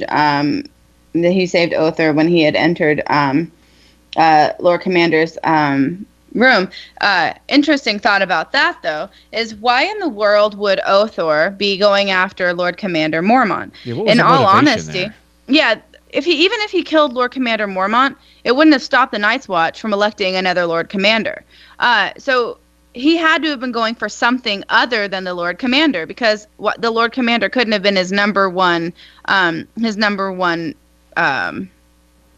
His target or his number one priority. In my mind, after reading this chapter and watching that episode 1,000 times, it seems more likely that he was actually looking for said sword versus going after Lord Commander Mormont. Yeah, that does make I sense. agree with you. Because we know that Valyrian steel is big time bad to the undead. All right, season 1, episode... Oh, no, so we're still at the pointy end. A zombie at the wall. Robb calls men to fight. Sansa... Epic scene. Yep, that was an epic scene. Sansa begs for mercy for jailed Ned. How messed up was it, though, that Cersei and everybody from the King's Council was messing with Sansa? Like, oh, you have to write this just so, and oh, you're a traitor's blood, and just terrible. The banner scene, though, is awesome. Like, call the banners. All of them, they've all sworn allegiance to my house. We'll see what they're... And then they all see all the ravens just, like, leave Winterfell. Yeah. That was such an epic scene. That's when Robb's taking command. I'm just like, yeah, shit's going to go down now. Season 1... Oh, go ahead, Andre. Oh, I just wanted to say, back to the pointy end really fast. I find it really interesting. It's kind of a parallel between what we've read and what we know, that Jon goes to Arya because he recognizes her nature as not a typical girl, a girl who wants to fight. And he, instead of, making her, accept the fact that she's a lady and that it's not her place, he gives her a sword and tells her to practice every single day, which is the opposite of what Ned did for Lyanna. In this case, Jon is actually encouraging it, and Ned doesn't know anything about it, just like Rickard didn't know about Lyanna wanting to fight versus be some lord's lady. And Arya even says this to Ned in season 1, that she doesn't want to be somebody's lady. She doesn't want to be ruled. She doesn't want to be controlled by some man. And everyone keeps making these references to how Arya and Lyanna are just alike. And it wasn't until Ned actually saw Arya with the sword that he realized that he could either fight it and forbid it, or and possibly, put Arya in the same situation one day that his sister was put in, or he can embrace it and he can teach her how to do it correctly and make her feel like she doesn't have to lie and she can, come to him for whatever. So it was a really interesting situation, a parallel and a lesson that was learned by by Ned, and something unwillingly or unconsciously done by Jon. In fact, it's almost like that's what makes him love Arya more, is that she has such a strong spirit and a spirit of a warrior, which I also feel like attracted him to Ygritte, because he kept comparing Ygritte to her. She reminded him of Arya in spirit and will, and he bet that underneath all of her clothes that she was as skinny as Arya. So those were kind of interesting points for me. Real quick, Brody says, quick question. When Ned called upon Tywin to answer for the mountain's raping and pillaging, did Tywin ever admit to anyone it was his will for the mountain to do this before his death? And I don't believe he did. No. Let's see. Tywin never do that. Tywin denied the mountain killing the Martells. Come on. He's not going to admit that. Come on. Season 1, Episode 9, Baelor. Rob victorious, Jamie captured. Yes. Fuck you, John. Danny. Oh, I will not. This is awesome. This is why season 1's my favorite. Little prick Jamie thinks he's all big and bad. You get fucking defeated by a kid. Okay. You were defeated by a boy. Kid. You're defeated by a boy. You held captive by a boy, and you're gonna die by a boy. That's from season 2, by the way. But I love it. Love it. And you thought he could be like, oh, let me face you one-on-one. No, you're not. Get out. Get out. You're very welcome, Brody. See, we do actually answer questions for our Thronies live. And if you ever want to join us live, or if you want to watch the show on demand after the fact, facebook.com/Behind the Iron Throne. It's also funny where Tyrion gets knocked out before the battle. That is funny. And he gets knocked out cold. Doesn't even make it like 100 feet knocked out. It's awesome. Oh, it's so funny. He just gets knocked out. It's also this time we get season 1. We get introduced to Shay too. So. Oh yes, and Osha. Yes, Shay and Osha we get introduced to. Danny tries blood magic. Well, basically she had, was it a Mary Mazdul? Tried to perform the rite to bring Drago back to life. Only the death can pay for life. Joffrey also gets Ned's head. Shame. So sad. In case you didn't hear that, John, Ned's head rolled. Thank you. The heads were rolling. I know this. It's sad. Are you sure you knew that? It's sad. I hated it. I hated it. Did you cry, John? Yes, I did, actually. But do you know what got you moist again? What made you get goose prickles was when Robb was crowned king in the north. Yes! My favorite, one of my episode favorite. 10. I have it on my phone, actually. Fire and Blood. I got the soundbite on the whole soundbite where they crown him king, and I'm like, I was like, right there, I'm just like, yes. King in the north. Dany goes in the fire. She takes the nasty witch with her. The 3 eggs, and of course, Khal Drogo's body. And the baby dragon eggs hatch to make little baby dragons. And she is now the mother of dragons. And we get to see her again in her full naked glory. Yay! Glory. Somebody's going to send hate mail and say, oh, you assholes, you guys are like premature children. Well, she was beautiful. She's a beautiful work of art and a beautiful part of nature. She's beautiful. What do you want me to say? Sorry. She's beautiful. So is there anything we need to really address from season 1, or shall we move to season 2? I think we should move to season 2. Okay. I just want to say for the record that Ned gave himself up willingly when Joffrey had his head taken off. I don't believe that the decision to behead Ned was made specifically on Joffrey's orders. I do believe that Littlefinger had a hand in it. And I can also say without doubt that when Ned was in the throne room and he was denouncing Joffrey's right to rule, actually what was happening there is that he was being backstabbed by Littlefinger, and Littlefinger took the Valyrian steel dagger off of Ned at that point. So that's really important. And then also, because it was a willing sacrifice, in my opinion, that lends credence to the fact that this was the first step in reforging Lightbringer, because that's kind of what happened with Lightbringer in the first place, the willing sacrifice. And a lot of people keep saying, oh, he has to do it 3 times. And it occurs to me that the first 2 times that Azor Ahai tried to forge Lightbringer, he tried to forge Lightbringer 3 times, and the first 2 times weren't viable, which means it only takes the willing sacrifice in order to reforge Lightbringer, to infuse the soul into the blade. So I would say that we need to actually throw the window out that there needs to be 3 steps to forging Lightbringer.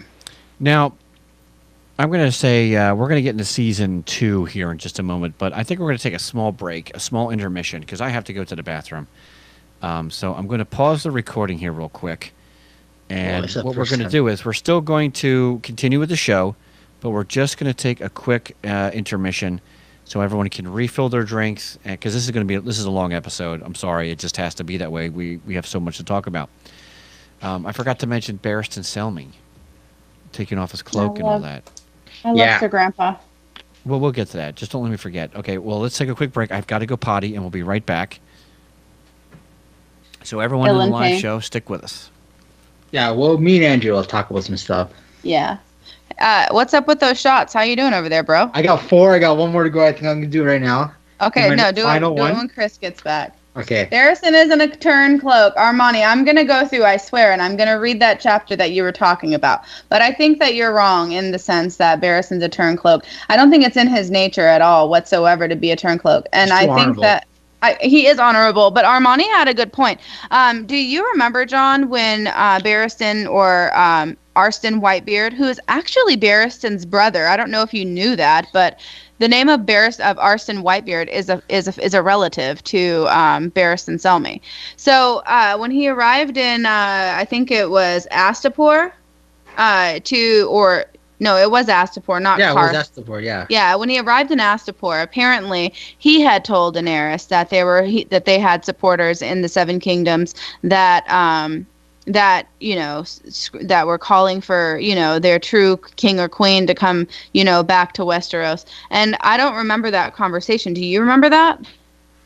No, I don't remember that. I gotta go back and see, because I remember he came, he saved her life, and then Jordan goes, "That's the greatest night in Westeros."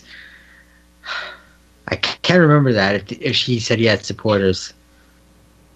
I'm just gonna look it up really fast. Because I'm trying to think of the scenes between Daenerys and Barristan, and I remember they had one scene after that when she sold the dragon, and then they're talking, and he's like, the mad Aegon proved that dragons make difference. I can't remember. Then they didn't have that much scenes where they actually talked among each other. So I remember Daenerys told Barristan in season 3. This is what he says. Kill that guy first. Here, this is what he says. Daenerys asked. Is that the book or the show? This is the book. This is what Armani's talking about. Daenerys gave him a smile to take a bit of the sting from the rebuke. "Now tell me, what would Magister Illyrio have of me, that he would send you all the way from Pentos?" "He would have dragons," said Belwas gruffly, "and the girl who makes them. He would have you." "Belwas has the truth of us, your grace," said Arstan. "We were told to find you and bring you back to Pentos. The Seven Kingdoms have need of you. Robert the usurper is dead, and the realm bleeds. When we set sail from Pentos, there were 4 kings in the land, and no justice to be had." So he's not telling her that the people are actually sewing banners and cheering for her to come back. That's not a lie. He's telling her that the Seven Kingdoms have need of her, and in which case I think he truly believes that the Seven Kingdoms have need of her. Sir Barristan was nothing if not loyal to the Targaryens. He risked his life and the life of Aerys in order to save him from Duskendale. I would say that if ever there was a Lord Commander of the Kingsguard that was loyal to the Targaryens, that it's definitely Barristan Selmy. So yeah, I don't read it that way, that he's saying that he's telling her lies to get her to go to a place where she could possibly die. He's telling her what's true, is that the realm does need her, and Barristan knows that he knows that the will of Robert was actually true because he was there when Ned sealed it. So he traded sides with who? He traded sides to go back to Daenerys because he had always meant to serve the Targaryens.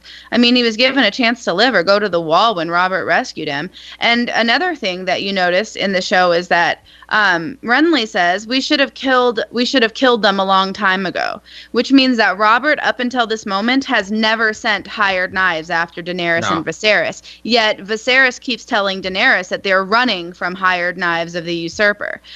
So she's being lied to as well. I'm honestly not surprised that he joined forces with Daenerys. I mean, who else was he going to serve? He was a knight of the Kingsguard. He gave up everything in order to protect his king. And the king that was seated after Robert died, whether Robert was a terrible king or not, the king that was seated was a terrible king to be taking care of Westeros. So I think that he felt like the only choice he had was to go and seek out the next Targaryen that was going to rule the Seven Kingdoms, and that ended up being Daenerys. I don't think he even knew that Viserys was dead at that point. So yeah, I'm having a hard time with that, to be quite honest with you, because I don't think that he traded sides at all. He watched Daenerys and he watched Viserys for a long time before. Well, not Viserys. He watched Daenerys for a long time to make sure that she wasn't tainted like her father. And once he realized, or her father, once he realized that Daenerys didn't have the taint in her, that's when he approached her with his true name. You know, otherwise it would have been purposeless. I don't feel like he changed sides meekly at all. Hello. Yeah. Hi. We were just talking about Barristan. I'm back. Oh, good. So it's season 2 then? Yeah, but I just want to point one thing out. Well, yes, and I think that's true. A lot of people did love Rhaegar. They had a good amount of people that fought on their side in the rebellion. Yeah. And that, in comparison to Joffrey, I think that Daenerys would be the preference. They outnumbered I think they outnumbered the Starks and Robert in the rebellion, because they had the Tyrells, they had the Targaryens that had an army. So the Targaryens at the point they had the army. They had an army. They had Dorne. They had the Tyrells. They had Cracklaw Point. They had They had, and then it was really just Starks. It was the Starks. They had the Starks. It was the Starks. It was the Baratheons. It was the Tullys, and then it was the Aarons. But it wasn't the full. I don't think it was the full Aarons. I think they could be wrong. I don't think they had the full Aaron support. But they still had, they were outnumbered. Even the Battle of the Trident, they're outnumbered. Rhaegar came in with a fresh army against a battle-hardened. They were outnumbered 2-1, and yet, they still won. So, okay, are we on episode 2? We're going to be. We're doing season 2. Yeah, talked about that. So hold on. Let me get the this next part started back into recording mode. Okay. Episode 1. What's up? We're talking episode 1. Let me know when let me know when we're going.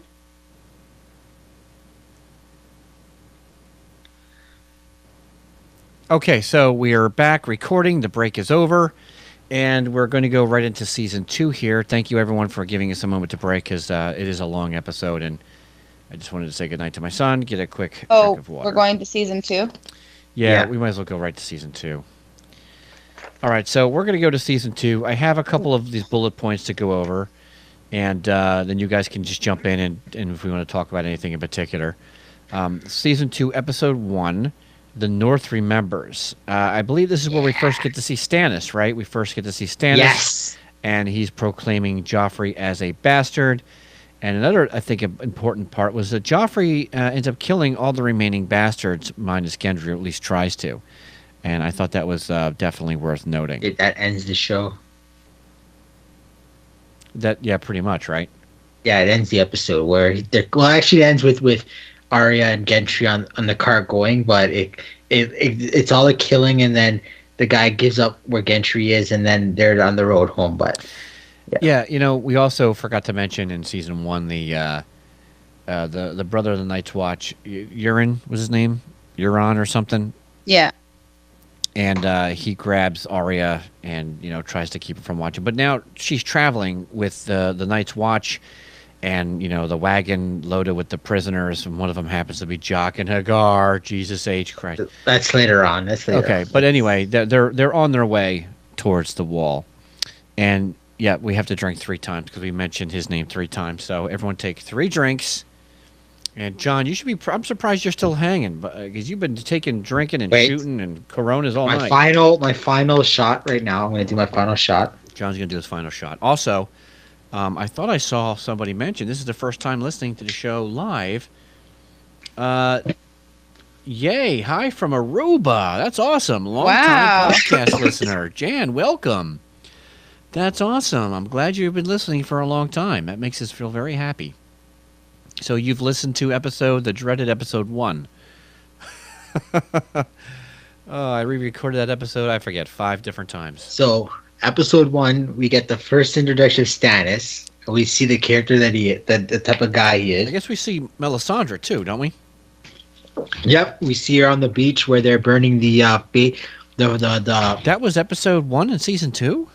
Yeah, that's season 2, episode 1. They're the first introductions. They're on the beach. They're burning all the statues of the Faith of the Seven, and she's like, I have the clip if you want me to play the clip, but I do have the clip on my. I record on my iPhone, and she's talking about Lightbringer, and then that's when Stannis pulls it and then drops it, and they all bend the knee, and then later on in that same scene, he's we get the first introduction of Davos, and Davos' son is writing the letter, and he's like, he's like the Kingslayer, and he's like, Sir Jaime Lannister, the Kingslayer, after all, and he's like correcting him and stuff. So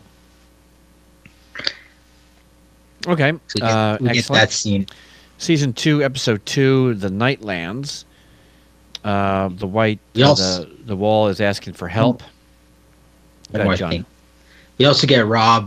This is where Rob, Jaime have a conversation. Jaime's captured. We also get Rob sending Theon to back to the Iron Islands, and he's sending so dumb. Which is a big mistake. He's also sending Catelyn to.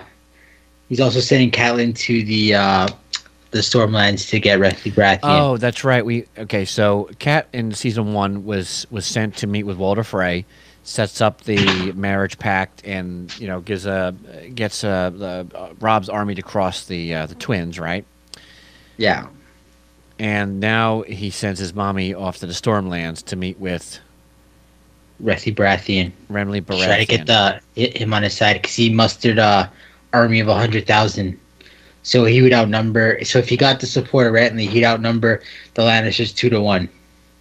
Now that's something okay, maybe I shouldn't argue this. We should just go through the bullet points. But it's like, if Catelyn would have said, "Look, we'll side with you," if she would have taken Renly's offer, that could have gone in a really good way.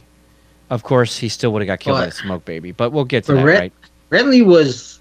I don't know if Renly truly wanted to, because he was stalled. Like, I mean, when you have 100,000 men and you're just sitting around doing nothing, I mean, it's. To me, you're half wanting to be king and half not wanting to, because you have 100,000 men. You go and you start fighting. Like, I mean, you have 100,000 men. You pretty much have the largest force at this point. You outnumber your brother, who probably Stannis had not even close to. I don't know how much men Stannis had, because all of the Stormland bannermen were on Renly because he's the Lord. Right. And you have more men than the Lannisters because you got the Tyrells on your side. You have more men than the Starks. Why you just sat around waiting? You should have just already attacked King's Landing or do whatever. But to me, I think he was. Even Catelyn says it in episode 2, like, it's all a game to you. You're all just playing a game. Like, he never really. He's sitting there watching Brienne fight Loras Tyrell rather than marching his army into battle with the Lannisters. Yeah, they were having. I don't think he fully wanted to. I'll say this though, Brienne of Tarth really kicked the shit out of him. That's the first introduction of Brienne too. Yeah, that's. We got a lot of character introductions this season. Armani says a marriage pact that shouldn't have happened. I agree. All right, so John, you pick it. You put in the things that I'm missing here, okay? Because I'm just hitting some bullet points. Season 2, episode 2, The Night Lands. I mentioned that the Wolves asking for help, and of course they get no response. Theon gropes his sister. He's riding on the horse with her, and he puts his hand down in front of her jerkin. First introduction of Yura. Yeah, Yura, right? In Yura Greyjoy. She's called Yura in this. Stannis also gives Melisandre the bone. What a lucky son bitch. Yeah. Let's see. Anything I'm missing there from the Nightlands, do you think of, John? Tyrion comes back to King's Landing in episode 1 and really tells off Cersei. Is that when Joffrey's having his name day celebration? Joffrey's. The episode opens with, because I just watched this today. So the episode opens with Joffrey's name day, and then Tyrion comes by and he kind of like Cersei finds out he's the hand of the king, and then they have like a little thing, and Tyrion kind of puts her in her place. Oh, he also brings all of his mountain clansmen. Yeah. Tarth, son of Groth, son of Ron. What's that guy's name? Help me out, chat room. All the names. Oh my God, what is that guy's name? Yeah, meet Shagger. Craster. Oh, it's Shagger, son of Shagga or something. I remember he's gonna cut one guy's balls there's off a funny for line where goat meat or something like that. There's a funny line where Tyrion goes, Shagga likes axes, and it's kind of like line drops. So yeah. We also meet Craster for the first time because that's when the Night's Watcher and Craster in episode 1. Oh, that's right. That's right, that creep bag. All right, so a lot of stuff that we're missing. We're trying to fill in the gaps as much as possible here. Season 2, episode 3. What is dead may never die. Give you one guess what that means or what that's from. Tyrion plans to send Marcella away. And he also uses that same trick, because he does send her away, but he also uses it to find the mole. Yeah, he sets up, I think it was 3 alliances. Yeah, it was. He has 3 marriage proposals, and one of them was, and if one of them got back to Thing, and it was, what's that guy's name? Pycelle. Yeah, you had Grandmaster Pycelle, right? You had, he did it with Viserys, with Varys, and he also did it with Littlefinger. Yeah. And of course, everyone was kind of pissed to be played that way, but it was definitely a smooth move. Yeah. And we found out that good old Grandmaster Pycelle was the mole. Now, was it that same episode that Tyrion arrests him, or does he wait till the next episode when they shave his beard and all that? I'm not sure, because I know in this season he sends that prick to the wall, the commander of the Knights of the King's Guard. He sends him to the wall, and he cuts off the beard of Pycelle and locks him up. Oh, Jaina Slint. Yeah, Jaina Slint. He sends him to the wall. To the wall, yeah. Bad move. That was a bad thing. It's kind of good. Jaina Slint's a prick. Well, in the books, it was more of a pain in the ass than I guess in the show was. Let's see. Renly declares himself king. Brienne fights. This is the first introduction of Brienne. Yeah, which she does a phenomenal job fighting the Lord of Flowers. And kicks his ass. Yeah. I love her. I love that character. In the books... She's a badass, man. Yeah, I love her more in the show than the books. I did enjoy her in the books too, but in the show they made her so much better, like as a fighter. I feel like. Let's see, season 2, episode 4, A Garden of Bones. Joffrey begins his torturing of Sansa. Well, major torturing anyway. He's been torturing her since the beginning, pretty much, with his mind games. Doesn't he also torture the prostitutes? So this episode opens with the 2 guys talking about who'd win in fights, and then Robb attacks them. So this is episode 4. So this is the introduction of Talisa. Talisa, yeah, because this is where Robb sees her. This is also the introduction of Roose Bolton. This is the first time we see Roose talking to Robb. Real vampire. Yeah, so there's that, and then after that scene. So it goes from Robb winning that battle, it goes to Joffrey trying to torture Stanza, and then this is where Tyrion walks in and just puts Joffrey and what's the Kingsguard guy in his place. Sir Maren Trant. He goes, Bronn, do me a favor. If he talks one more time, do something to him. I can't remember what the line is, and he goes, "That's a threat. See the difference?" And he goes, "It's so funny because Bronn's like, I wouldn't want to get blood on that shiny armor." I'm like, "What?" Bronn's the best. I'm like, Bronn's like, "Hey, careful. I want to get." I can't remember what it was, but I think, I think he calls him an imp, and then Bronn's like, I wouldn't want to get blood on that shiny armor of yours.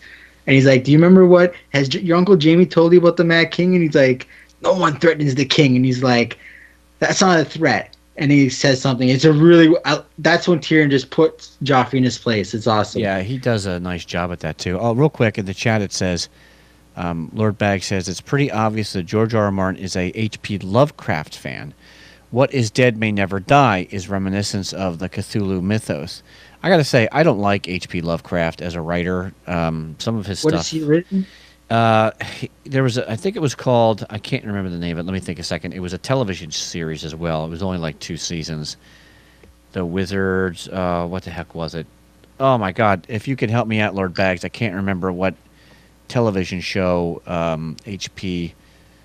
Lovecraft. I think it's the same guy. If it's the same guy I'm thinking of, he writes some really weirdo shit, and I just can't remember it. Oh my God, that's going to drive me crazy. Anyway, I'm going to move on. Otherwise, I'm just going to go lose my mind here. Where was I? What is dead may never die? Brienne fights. Okay, so we're here. Here we are, season 2, episode 4, Garden of Bones. Joffrey tortures Sansa, prostitute. Oh, remember we were already there. I'm just remembering now. The prostitutes also got tortured. Remember, he had them beat each other, smack them and smack each other and all that. And then here's a club with beat them together. Anyway, Melisandre also gives birth. She gives birth To her shadow demon. Baby. My shadow baby from the hooch. I love this. That is awesome. I was like, what? Wait a second. Hooch is slang for a drink. I'm joking. I got excited there. That's true. Right? Isn't I right? You meant cooch. Cooch. Because it's like I used to this say. shit just I say mine when she gave birth. Also, we get a really good scene before that where Stannis names Davos Hand of the King, and he has that great line. He has a great speech about how he held down Storm's End, and all the credit was in the war went to like Ned and Rob. I don't freaking get Stannis. I mean, why make Davos the Hand of the King if all you're gonna do is listen to the Red Woman in the first place? It just doesn't make any sense to me. I think he saw Davos being like a guy who would say he wasn't afraid to say what it like. Most guys would just tell you what you want to hear. He's the guy that kind of says no. He spoke the truth. He's also coming from a point where he's not like he's not from a noble family. He's pretty much a peasant who rose to become a knight. You know. So and he also saved Stannis when he broke he smuggled in. He broke yeah, I know, but that's my point. Exactly, is Davos has risked everything, and even though you cut off his fingers, he feels like it was justly done. I mean, why would you, throw the man who basically has risked everything for you in a black cell because he happened to live the Blackwater and was stuck on an island for however long, or a rock, for however long, and he couldn't kill Melisandre. That's why he didn't try to kill Melisandre. The minute he walked into the keep, they he spoke against her, and they were like, "You're a traitor. Lock him in the cells." No, I think he struck her in season. He tried to do something in season 3 to her. Like she tried, because I think he blamed her, and then like he went after her. I have to go back, but he went after her with a knife, and then because remember when he let him go, he's like, "You got to stop trying to kill Melisandre." So he did go after Melisandre. That's why he was thrown into black cells, because he did try to kill her. All right, real quick. I just remembered, and I looked this up real quick because it was driving me crazy. H.P. Lovecraft was definitely strange, in my opinion, but the guy that really creeps me out is Terry Goodkind, who wrote The Wizard's First Rule, which was actually really cool until it got into some really weirdo shit, and the television show I actually liked. So, yeah, I see what you're saying here, Lord Bags. Thank you. Yeah, so he got... HP had some weird-ass shit, too, I'm just saying. I just saw George R. Martin on TV today. All right, so we had the Cooch, not the Hooch, baby. Okay, Season 2, Episode 5, The Ghost of Harrenhal. And I love seeing Harrenhal. I would love to see a flashback of Harrenhal. I love the interaction between Arya and Tywin. I think that was they added that in there. I like that better than the book. They added that in there, and I think this is the season where they added more scenes for Robb, because I remember reading there was an interview. I remember reading somewhere after the Red Wedding where Rob, because of how popular that he was, they added more scenes to his character in the show. He was never supposed to have as much screen time, but because he got really popular among the fans, they added more scenes to him. And I loved the interaction between Arya and Tywin. Like, it was really, I think Tywin saw something in her. All right, so let's see, where are we here? Smoke monster kills Renly. So it was actually in the Ghost of Harrenhal that this happens. Arya gets favor from, of course, Jock and Hagar. You know, they have their little fun stuff. Also, we got to see the tickler.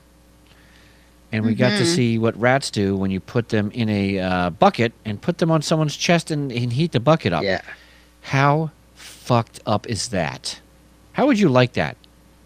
That I would. Oh my god, that's terrible. What I want to know is, because we see in that episode that Tywin has needle, right? It's on his waist. So how does that go from Tywin having needle to that guy? Oh, who was that guy? Was that Wrath the Sweetling? I can't remember who, but that guy when the chickens in season, I think it was 4, she gets back needle in season 4, and I'm like, how does Tywin have it? Because Tywin clearly had it on his belt. Had what?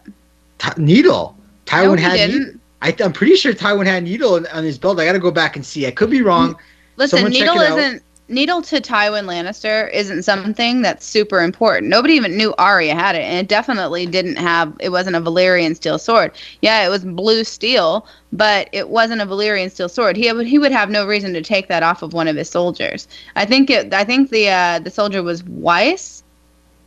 Was it Well, Weiss? somehow she saw needle, but Well, either way, Needle, she gets it back later on.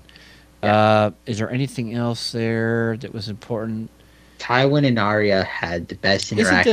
Isn't this the Just season this where... was the Jock and Hagar starts taking people off our list, and he says the Red God demands it. And what I don't understand here, this may be a plot hole, or maybe I don't know. If the faceless men are so amazing, why didn't someone just hire a faceless man? And I know it's expensive, but some of these rich ass people, like what's her name? Lannister. Yeah, somebody would have been able to afford Olenna. it. Lady Olenna could have just hired a faceless man to take out Joffrey and Cersei and everybody else. That guy was killing people easy. Sometimes their payments, though, aren't just money. Sometimes their payments are something else. For example, Euron Greyjoy paid the Faceless Men with a dragon egg to kill his father. To kill his brother.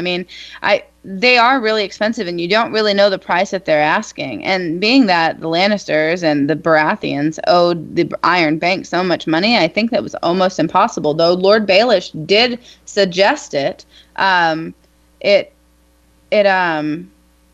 don't know. It would make sense if he really wanted her dead to hire a faceless man, but I don't know if they actually had the ability to do it. Let's see here. Dany considers a marriage proposal. So we're in Karth now, right? Yes. Throughout season 2, which is what the House of the Undying. All that happens with the purple-lipped creepers. And what was that guy's name? It wasn't Zaran Zolo Zaxxus, was it? Zoran Daxos or something like that, and Pyat Pri. Yeah, Pyat Pri. So that asshole gets the slave that was bought for Viserys' pleasure, who also teaches Dany how She's hot. Yes, but she also teaches Doria. Dany. Her name is Doria? Mm-hmm. Doria. Oh, why'd you steal that dragon? Doria, you stupid little bitch. And now you get stuck in the pit. Oh, Doria. Okay, anyway. Sorry, I just break out in the song. No, that was perfect, actually. Thank you. She got locked in that empty vault with Zoran Zolo Zaxxus. The Ponzi schemer. Which is, yeah, he's a Ponzi schemer. He had no money in that vault. He's a pure Ponzi. He's like, I'm the richest man in Karth. And everyone knew he's the richest man. He's a Ponzi schemer because where's the money? There's no money. You're a fucking Ponzi schemer. But he was good at playing the rich game, though. He had probably money, and he probably had material wealth. Like he had, because they end up being able to get a ship. So he probably had material wealth, but actual gold he didn't have. It was all empty. But he got all that through basically convincing people that he had it all, but not Again. actually having it all. Ponzi scheme. Essential Ponzi schemer. Oh yeah. Yeah, he's essentially Ponzi schemer. But Karth was a beautiful city. So Yeah, that was cool. And what was the other guy's name? One of the 13. The guy that held the ships, and he was telling Danny, you have a dream, you have a wish. Yes, you're Danny, blah, blah, blah, but you don't have any money. Deal with the Lannisters. And they deal with the Lannisters, too. Do they really? So he said that. He said, yeah, we do business with the Lannisters, so we can help you because we do business with the Lannisters. Armani says faceless men are worth more than the Lannister gold. Armani also says Zorro, because I was getting the name wrong, and also says that Doria was blonde in the books. And also was not locked in the vault in the books. Right. That didn't happen in the books. It was... The whole thing was a little weird. Daenerys actually willingly walked into the House of the Undying after she saw a fire mage in the streets, and she was approached by Quaithe. And Quaithe confirmed that the fire mage had no power before Daenerys hatched her dragons, that he could hardly spark a flame at all, and now he's climbing up a ladder made of fire. So now we have proof that fire mages are back in the world. We haven't had any proof of that in quite some time.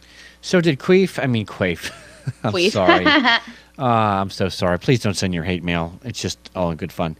Did Quaithe actually talk to Dany in the show? I thought she just talked to Jorah. She did talk to Jorah, and I think it was regarding whether Jorah loved her and if he would betray her ever again. But she didn't actually talk to Dany, right? No. Because the whole 3, you will be betrayed by, or beware the perfume seneschal, and the first the Pale Mare, then right. Lion and Kraken. Right. Then not Lion and Kraken. Then Kraken and Dark Flame, Lion and Griffin, and the Sun and the Mummer's Dragon. Beware of the perfume seneschal. Trust none of them. So Quaithe never said any of that to Dany in the show. No. Okay. Let's see here. Moving right along. We were in Ghosts of Harren. Okay, now Season 2, Episode 6, The Old Gods and the New. That's okay, Lilith. We're glad that you're back. We love having everybody here, so make sure you constantly jump back in if you get dropped out. We are not going anywhere anytime soon. That's for anyone that's watching live. Of course, if you'd like to watch us live, I'm going to break out into a quick commercial, facebook.com/Behind the Iron Throne, or you can watch this episode on demand and every episode we've done live thus far on demand. Isn't that great? Just go to the Facebook page and, of course, join us. Make comments. Make conversation. We also have a great group page, our Thronies, our Game of Thrones, Behind the Iron Thrones, Theories and Speculations page. Join it. We'll accept you in and just be a part of our community. And even if you just don't even write anything, just be a part of the community. All right, where was I? All right, Season 2, Episode 6, The Old Gods and the New. Theon, in his infinite stupidity, takes a shell of Winterfell. Let's see, we have riot in the streets. Sansa was almost raped. And, of course, we have the dragons were captured. So let's go to Theon real quick. What a jackass, taking Winterfell. Douchebag. What a moron. What a backstabber. Remember, am I your brother? Now and forever. Do you remember, though? Do you remember, though, in Season 1 when Tyrion showed back up at Winterfell? A lot of people say that Tyrion was mocking Theon, but Theon was mocking Tyrion, and Tyrion said so in Season 6. There was a point where he was talking about how no person can claim that they're over House Greyjoy, that he's the last-born son of Balon Greyjoy. And then he goes, yet you live here in Winterfell, and Theon is kind of stung by that. And he says, I've been their ward and yada, yada, yada. But at this point, it's like he's been reminded that he's not of House Greyjoy at this point. He's basically a Stark. He's an adopted Stark, and he's taken to their ways, etc. And I think that burns Theon. So, I mean, yeah, he took Winterfell, but I think it was to prove they're not, I'm not their puppet. You know what I mean? Yeah. And he's stuck in an awkward situation. It's like, was he wrong? Definitely. Can I feel a little bit of empathy for him? Absolutely. At the time, I didn't. I thought he was an idiot, and I fucking hated him. But I feel like Theon has paid his price like 10 times over. Theon, I said this before. Theon's he's a conflicted man. Like, I mean, he's torn by two worlds. He was raised by the Starks, but then he's got, the Ironborn. He's torn between what do you do in that situation. I mean, it's very tough. I feel for him now after season 6. I'm like, he was really tough. I mean, he didn't know what he was stuck between a stone and a hard place. So I mean, like, but he saved Sansa, so he's redeemed. Oh God! For God. He saved my beautiful Sansa. Take a shot. You're right. Take a shot. No, I'm not taking another shot. Take a damn shot. Take a shot for Come on, Sansa. Mr. Canadian, you can handle it. I got my 5 shots we'll join in. you. No, But you're drinking Diet Coke, man. it was 10 shots. You said it was. I thought 5. somebody said 10 Well, You shots. did say 10 shots. Because I did not say 10 shots. you didn't. You have did. them last week. I didn't yeah. say 10 shots. Yes, you did. You said 10 I shots did not last say week. 10 shots. This is the for Sansa. Where are you, Cody? Sansa, my beautiful, Lord Bags my even said it beautiful. early in the show. It was 10 shots. Okay, there you go. That's He 6. did. I can do 10. I love the lightsaber shot glass too. But these are like tall shot glasses, if you can see. Like, these are not your normal shot. These are tall shot glasses, so Yeah, that's true. I'm done it. All right, you did. Okay, moving on. Damn it! I was going to mention something as well. Something about Theon. Oh well, Theon the peon. Well, he thank you, Lord Bags.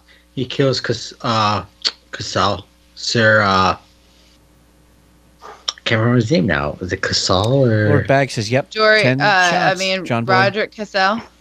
Yeah, Gondry. Oh yeah. You know what's funny? Every scene I see Sir Roderick in, he looks goofy.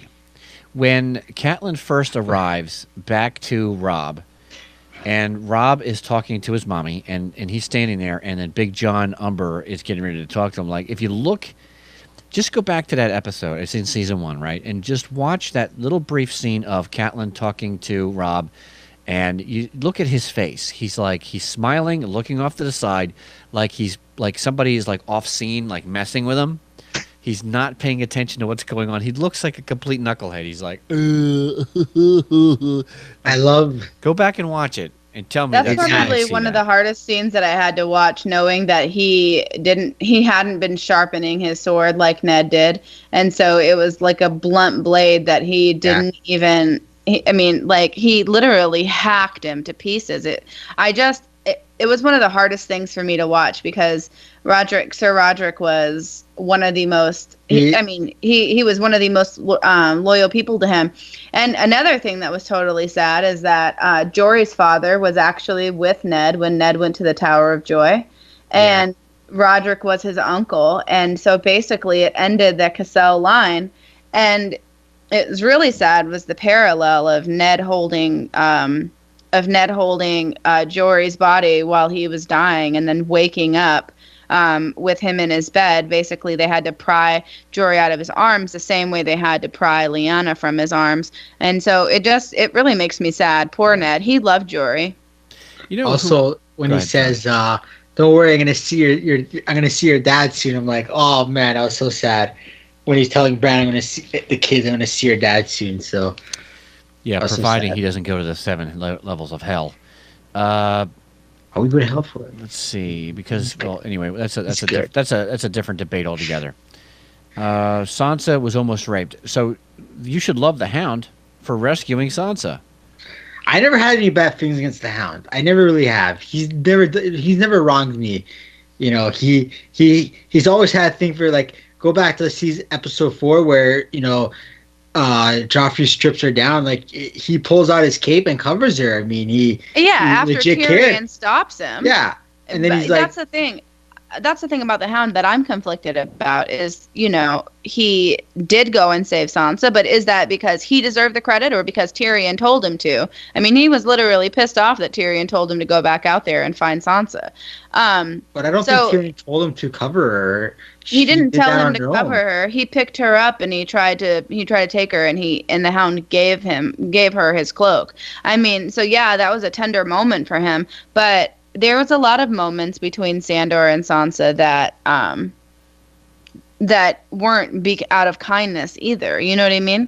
So I'm conflicted in that situation. I feel like no matter what had happened, if Tyrion hadn't came into that chamber, they would have continued to beat Sansa, and the Hound wouldn't have said anything. In the chat, we have Lilith says, Lord Bag says the Hound is the story's anti-hero.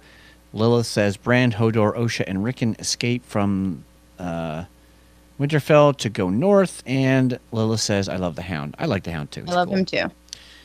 I'm going to eat every fucking chicken in here. It's one of my favorites. All right, so let's go. Season 2, Episode 7, A Man Without Honor. Jon was captured by the wildlings when he was traveling with Qhorin Halfhand. Remember, because he wouldn't kill Ygritte. First interview of Ygritte. And let's see. That's right. We were first introduced to Ygritte there. Ygritte, the ginger. Sansa wakes because she has the bloody sheets. Oh, no. Sansa flowers in Episode 7, Season 2. This is bad. It is. And she realizes it's bad. She panics. And luckily, what's her name is her maid, or bed maid, or her Shay. Shay. Yeah, Shay's taking care of her. That's another thing I forgot to mention, that Shay is actually here in King's Landing, helping. She's Sansa's. What do you call that? Bed maid, chambermaid. Yeah, chambermaid, and does all the cleaning and emptying the chamber pot and helping her brush her hair and all that stuff. And they form a bond together, which is interesting. You want to believe it. At least I wanted to believe it. Let's see. We also have... This is where Theon shows that he burned the kids and says that it was Bran and Rickon, even though it was the farmer's boys. So there was that. What a douche. How clever was that of them to go out into the field, leave their scent all over the place, and then double back through the river and go back down to the crypts? I mean, that was super clever of them. God, they had Osha. When Because that was all her. She hated the crypt. She hated it. She was so scared of it. Oh yeah, but you can see the intelligence there about when she goes back. That was smart. And the last place they're going to look is back in Winterfell. In the crypts. Yeah, in the place that she hated. Absolutely genius. All right, let's see. Season 2, Episode 8, The Prince of Winterfell. Yes, we agree, Lilith. The only place they would not look. Season 2, Episode 8, The Prince of Winterfell. Arya basically outwits the assassin by naming him. And she escapes. Yes, and then she escapes. With 2 of her friends. Yes. This is the Rob. Rob makes love to Telsia. With Hot Pie. Hold on. With Hot Pie. And who was the other guy that got? Gendry. Yeah, oh, Gendry. Drink a drink. Woohoo. And if anyone is new to the show and you've just started listening, whenever we mention that guy's name, it starts with a G, and he is a Baratheon bastard, you take a drink. Because the poor man has been rowing this damn boat for 2 seasons now, and we're very interested to see where the hell he's going to end up. And he should be really big and strong. Probably ends up in that naval battle. Could be. No, I'm joking. We all know what happens. Rob and Talisa make love. They have sex in this episode, which is a great hot scene, I might add.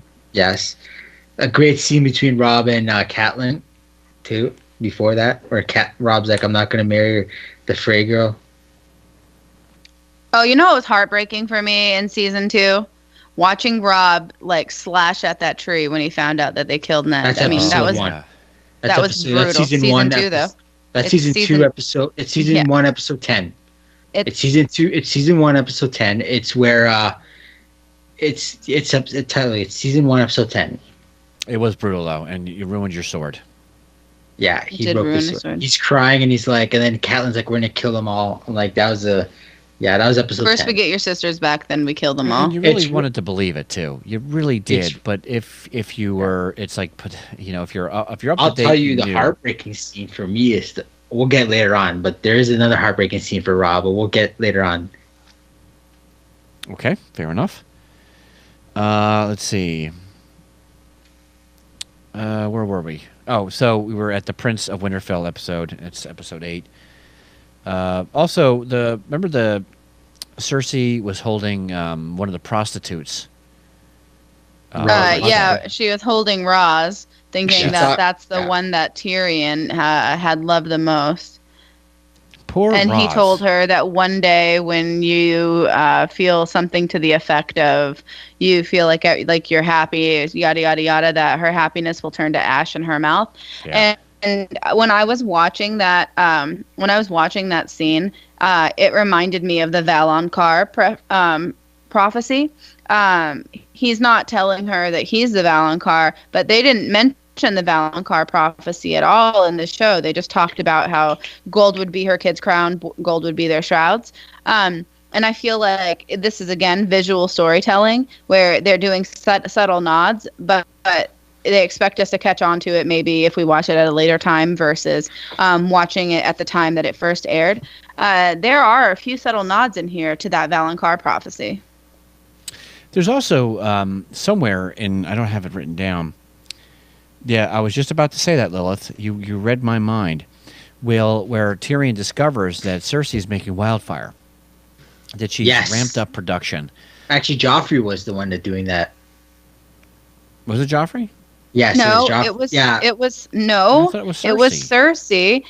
It was Cersei because he had Loras spying on Cersei for him because he knew that Loras and Lancel, that Lancel and Cersei were sleeping together, and he used that as leverage to get him to report to him about Cersei's whereabouts. Then Lancel goes back and tells Cersei about the Alchemist Guild, and Tyrion goes down there with Bronn, and he makes them open the door where he finds all of this wildfire that Cersei had been commissioning them to make. And that's it wasn't Joffrey. And that's where we see Roy Dotrice, the guy that does the audiobooks for the Audible. Oh, Lord. I'm not going to do the commercial. You all know I love Audible, and I'm going to try to get you to sign up for it. And at least sign up for the free 2 books for a month trial. We do get credit for it if you do, but you don't have to keep it if you don't like it. You can just cancel. However, Roy Dotrice is the head pyromancer. Interesting. Yeah, that's the guy. Wow, really? That's him. Let's get to the best episode of this year. Okay, we're going to get there, but I got to mention though that Tyrion and Bronn going back and forth about how to use the wildfire to defend King's Landing was kind of funny, Yeah, because Bronn's like, men running around in battle with that. I mean, shit's gonna go down. Because he was right. Because he was thinking like doing it in a battle is a mistake. Because men running around with it, and he's like, shit's gonna go down. So that was interesting. All right, so let's go with. You say this is the best episode, John? This is the best episode of season 2. Yeah. All right, this is episode 9. Battle. Blackwater. So this episode was half their season's budget was in this one episode. I think it's like $15+ million to do this one episode. At the time, their budget, of course, increased, but at the time, this was half their budget. I think this is the best episode from season 2. This is the first. I think this is the first year where episode 9 was like their major episode, because season 1, episode 9, a lot of shit happened. This is the first, and then after so on is when episode 9 became like the big thing that happens. So it was episode 9, season 2 was Blackwater, and then season 3, episode 9 was Red Wedding, and so on. But this was the beginning of making episode 9 the really the big episodes. And this is like, I love this. And the Battle of Blackwater, the sending out essentially what it is, a fire ship in our time, but blowing up the Stannis' fleet, and then Stannis is like, start boarding the man. He's like, prepare to land. He's like, but sir, the wildfire, they're archers, hundreds will die, thousands. I'm like, what? He doesn't even care. I love Stannis. When he's like, that one scene was like, he's like, hundreds will die, thousands. And he's like, shh. And he's like, come with me and take this city. And they're like, all going crazy. He's like, awesome. So I love that. And then, so it was a really good episode. The whole episode was dedicated to this, and it was amazing. Real quick, I think somebody asked about something from the trailer. Andrea, did you see that? Yeah, I posted an article the other day in our discussions page that I had read, which was interesting because I had actually just blogged about it. And I mean, you guys, everyone knows that they did a script leak around October of last year, and we've really done our best to not go over the script leak. But we have gotten so much more information just in this trailer that the script leak didn't even touch on. So, a couple of things here. Cersei is now wearing a high-collared black dress, and around the collar, she's got spikes around it to protect her neck. So there's another nod to the prophecy. And then, if you look at the placement of Cersei on the painted floor, Cersei is literally standing with her facing the north, but she's standing on the neck. And Jaime is standing right next to the fingers. So, neck, fingers, Valonqar, you possibly have a subtle nod to the fact that Jaime is going to be the one to choke the life from Cersei. So, neck and fingers, I mean, it's a pretty specific detail. Also, there's this thing about how Daenerys, how when you're a dragon rider, you only can choose one dragon. And I think everyone was assuming that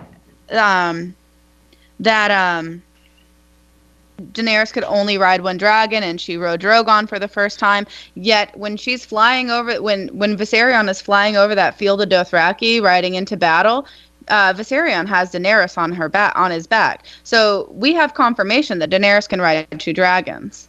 That's awesome. All right, so let's go back to Blackwater. So we had Tyrion saving the city. It was different than the books, because the books Only had the chain. The chain. That's the only difference. But that was pretty interesting. The way he uses the ship to do the wildfire is genius. Clever. Essentially, it's a so it's a fire ship, and so what a fire ship floating is. Bomb.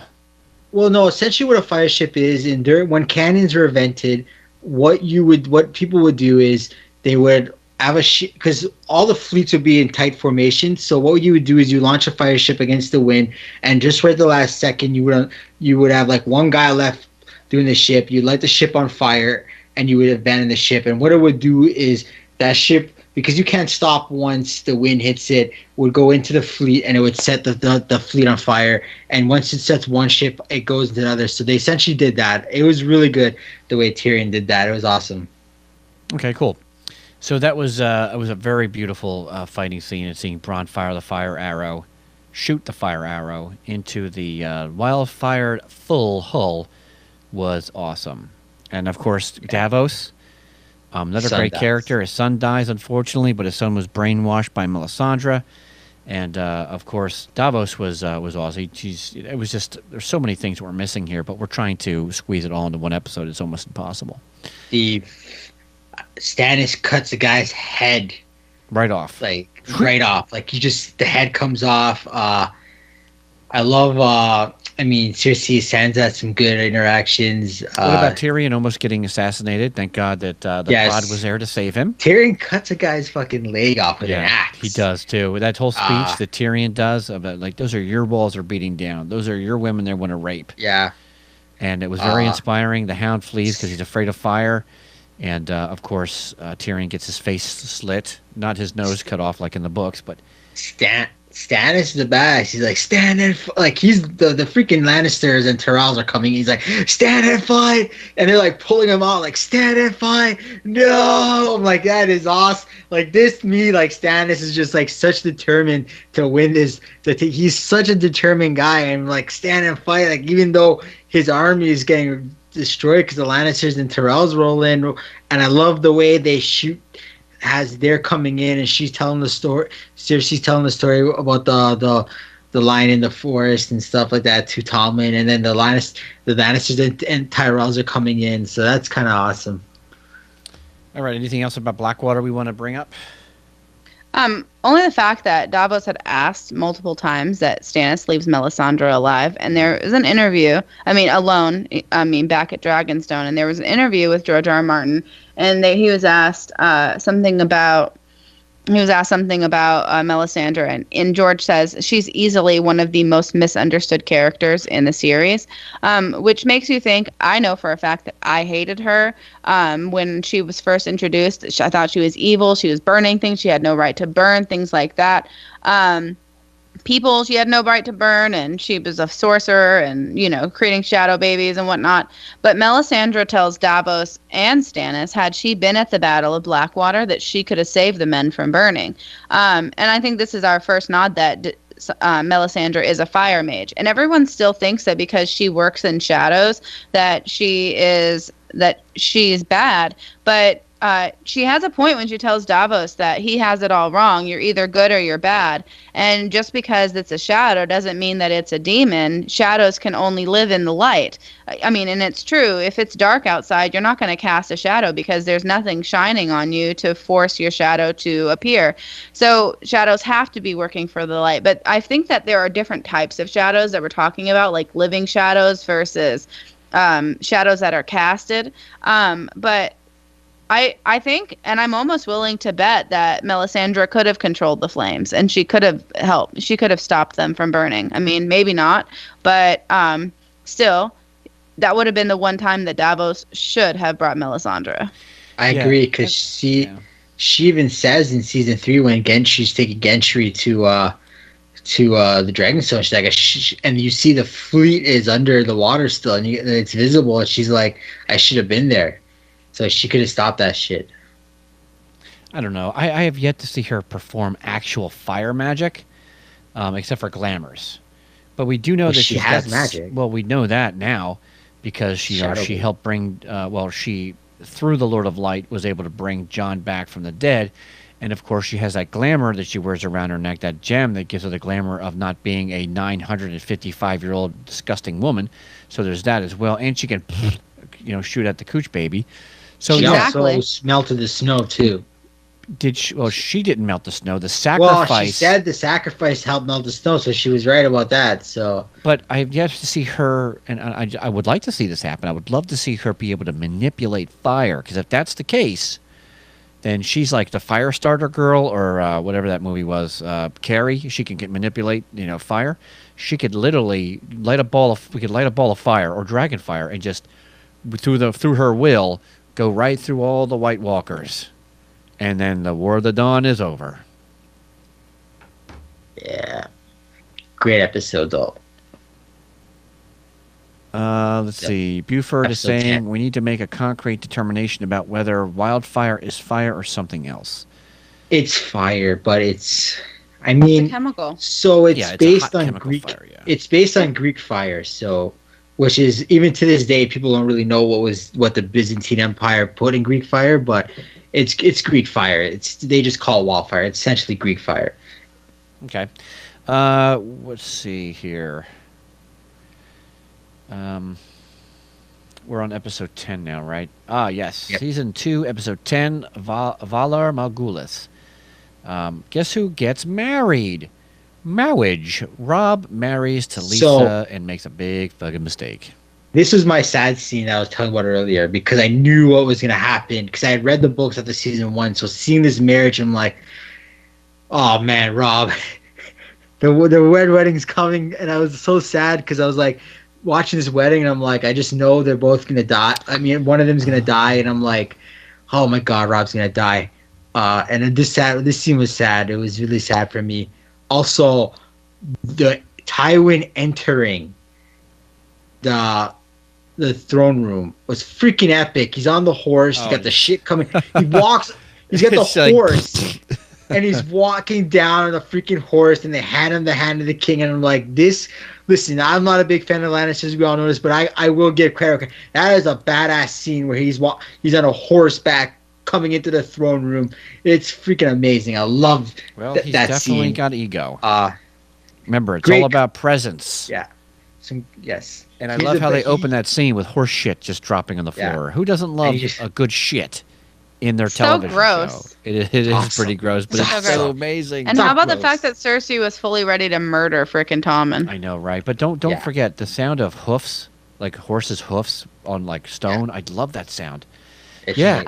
She was. I feel like that also is how Ned rode into the throne room when right after Jaime had murdered the Mad King. I think he was on horseback as well. Was he on horseback? Or Yeah, was he I on believe so. foot?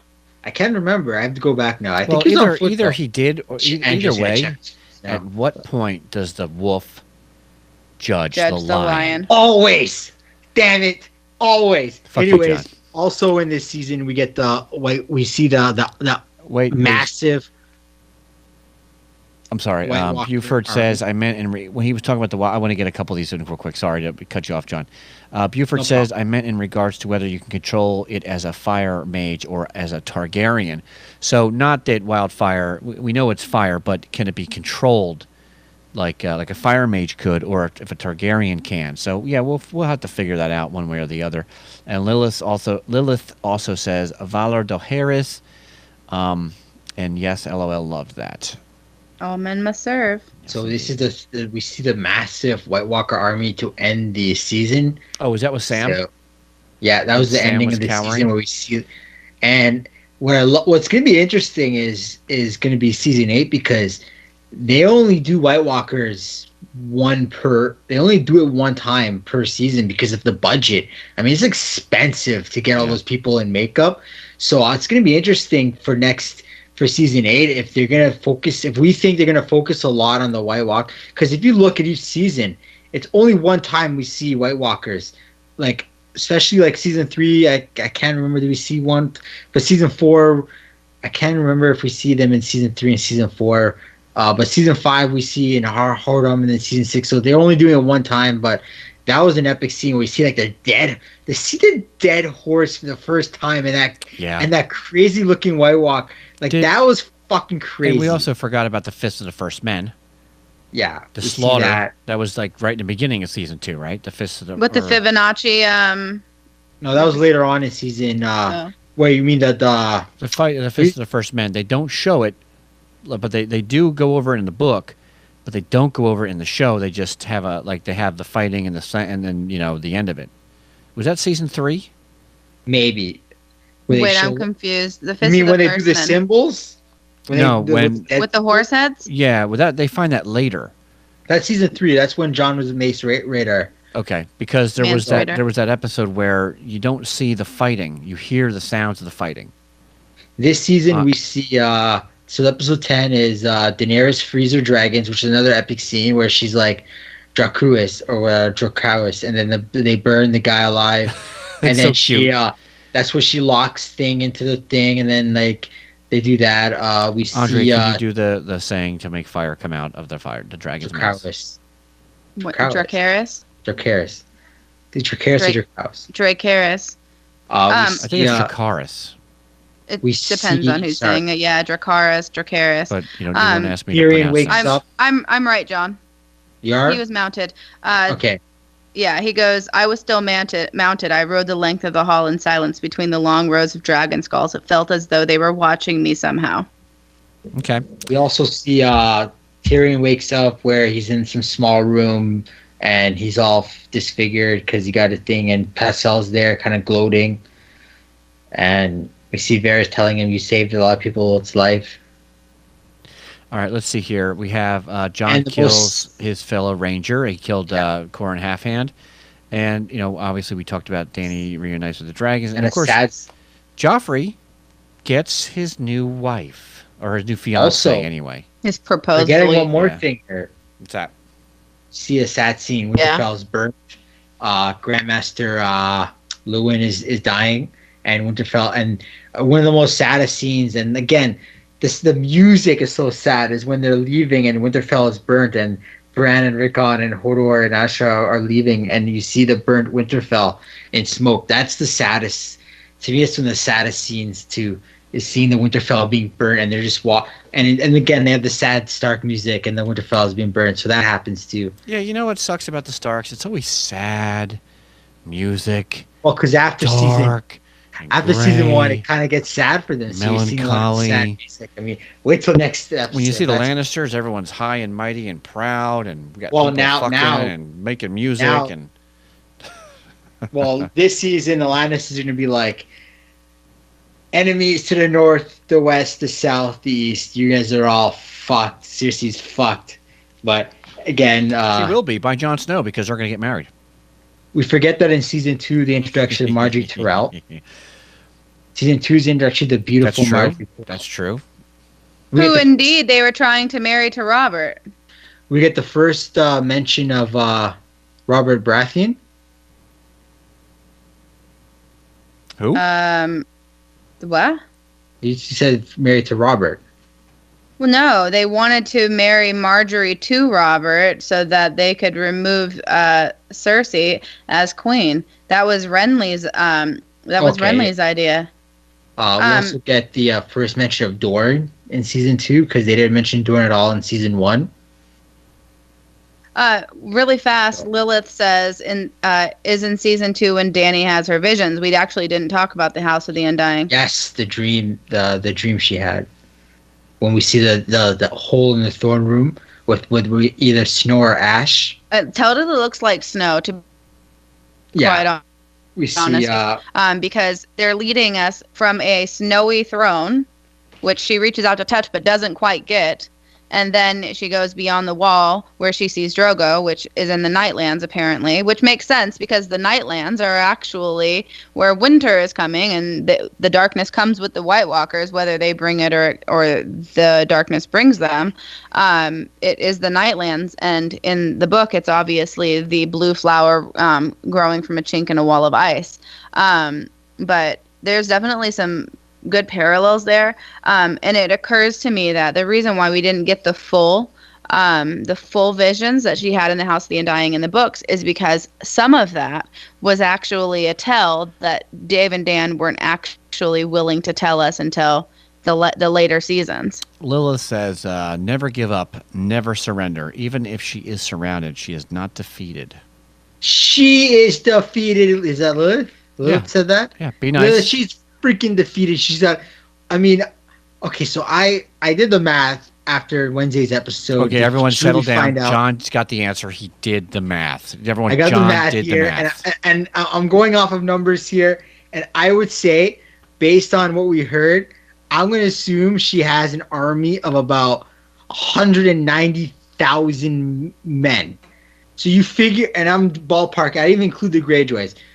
I'm figuring 50,000 Dornish, 50,000 Tyrells, we got 80,000 Dothraki, and about 10,000 Unsullied. So she got 190,000 men. True. You are outnumbered 5-1. The Lannister army, at the best, I would say, is still number one. Apparently, if you go by the show, they're still the largest army in Westeros. You're still outnumbered. Okay, you got Peter Baelish, who's openly supporting Sands in the north, so he's now an enemy of her. So you get the Vale. You're an enemy of the Vale, and you're an enemy of the north because the Starks don't. You can't really be an enemy of the Vale if the Vale's not willing to march, though. I mean, literally, they could have turned the tide in the whole thing. Well, he's got the Vale in the north, so he's got the Vale. He's got the Vale on. We don't know that because the Peter Baelish gets jacked up by Jon Snow. So what if Baelish says, "Yeah, but fuck you"? Those Vale bannermen love Ned Stark. You know that. They love the Stark. They love the Starks. They love Ned. I'm pretty sure that they would have marched to help Robb if it wasn't for Lysa saying no. Those bannermen who control the army love Ned. They grew up with Ned. Ned was at the Eyrie with all those men. They all know Ned. They all know the Starks. They love the Starks. So they got the best. I mean, come on, man. Cersei got nothing. She's not a military commander. You just do not like Cersei. No, because she thinks she's more than she is. She thinks she should be ruling when you're not that smart. I mean, you destroyed your enemies. I don't think it's a matter. I don't think it's a matter of her being smart or not. She's tactical, and whether it's with good intentions or not, I mean, she's gotten the end result of what she wanted. I disagree. She's and thrown through love. I disagree. She's not tactical. You're cutting off on us, Andrew, by the way. That's why. Again. You're still cutting off. That's why. So are you. Bit, yeah. Oh, okay. Maybe it's a bad internet connection from my side. I'm sorry about that, everybody. I don't think Tywin has said this before in season. She said, "You're not as smart as you think you are." Tyrion calls her in season 2 and says that you fucked up. And even season 2, episode 1, she's like, "How does it feel to be the I can't remember. How does it feel to be the tits? How does it feel to be the loser?" Like she's back as Tywin sends Tyrion over there for the sole fact that they're fucking shit up. That's why Tywin says Tyrion over there, because he's fucking, why would Tywin would never have ordered Ned dead? He needs Ned to broker peace. Tywin wants peace more than anything. He says, I mean, in season 1 when he's with Tyrion, says we needed Ned alive. I mean, when Tyrion drops the glass and he's like, you'd have better chances of fixing that glass than getting the Starks to the table. I mean, Cersei's is it tactical to destroy enemies? No, because you left one alive. How are you going to destroy it? You left one alive. You left her Martell. You should have killed Lady Olenna.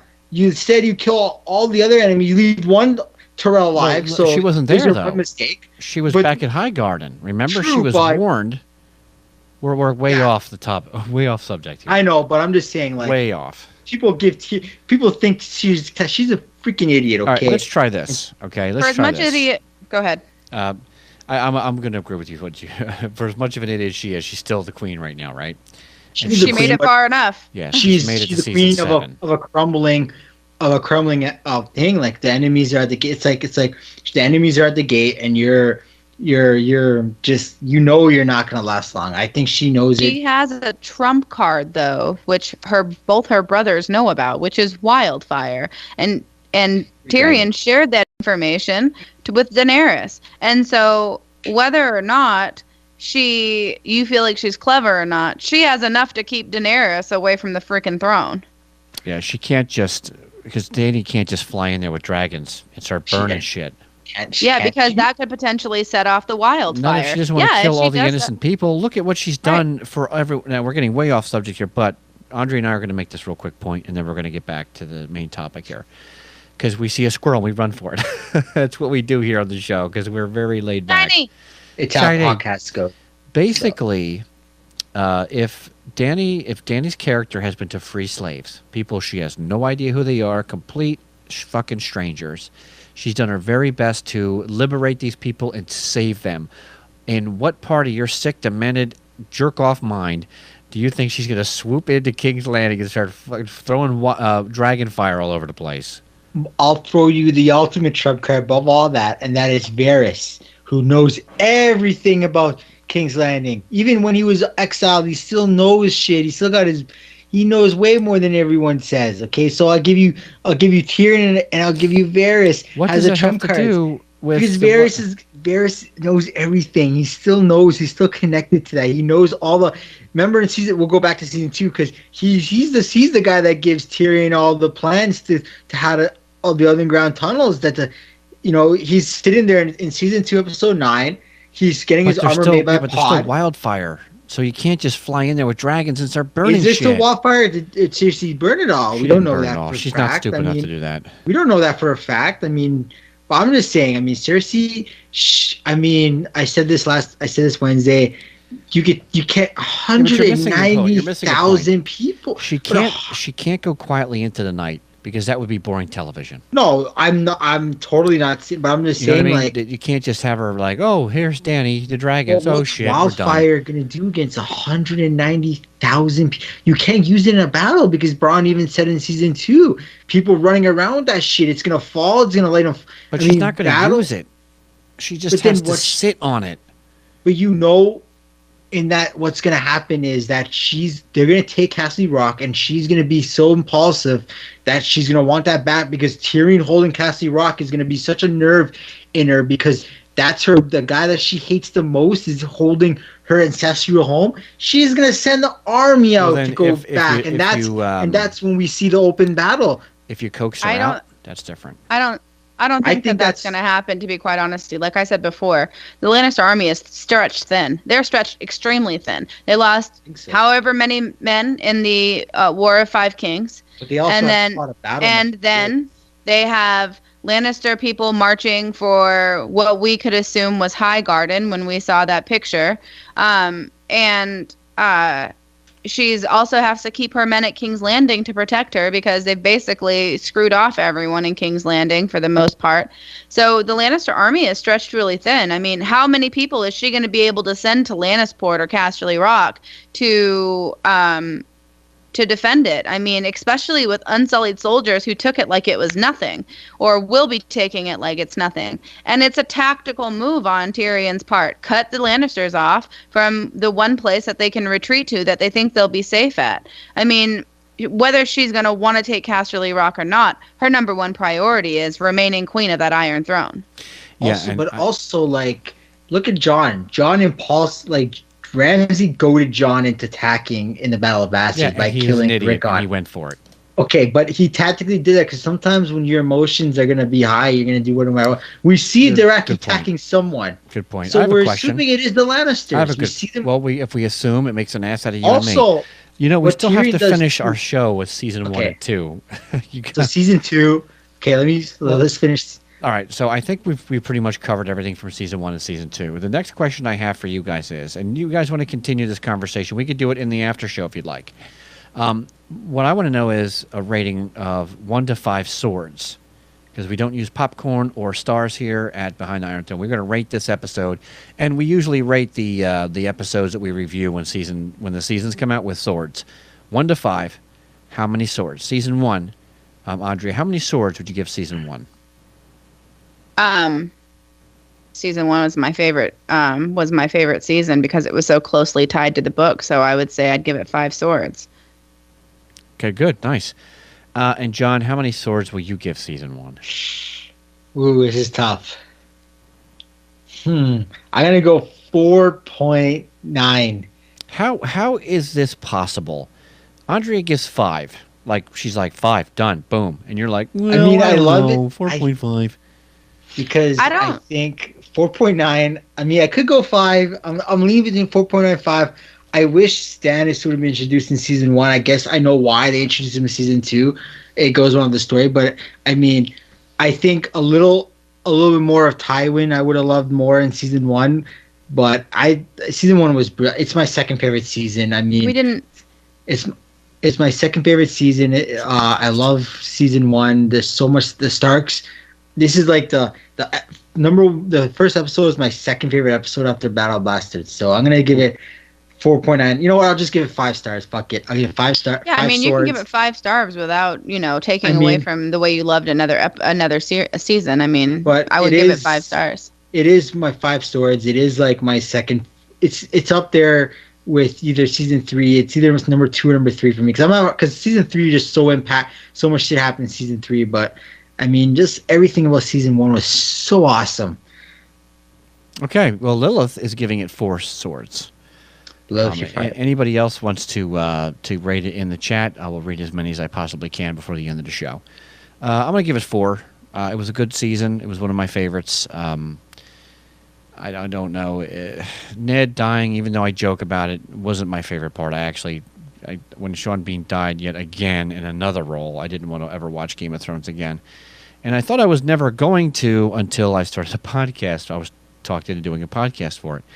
And then I got back into the show. So there's that.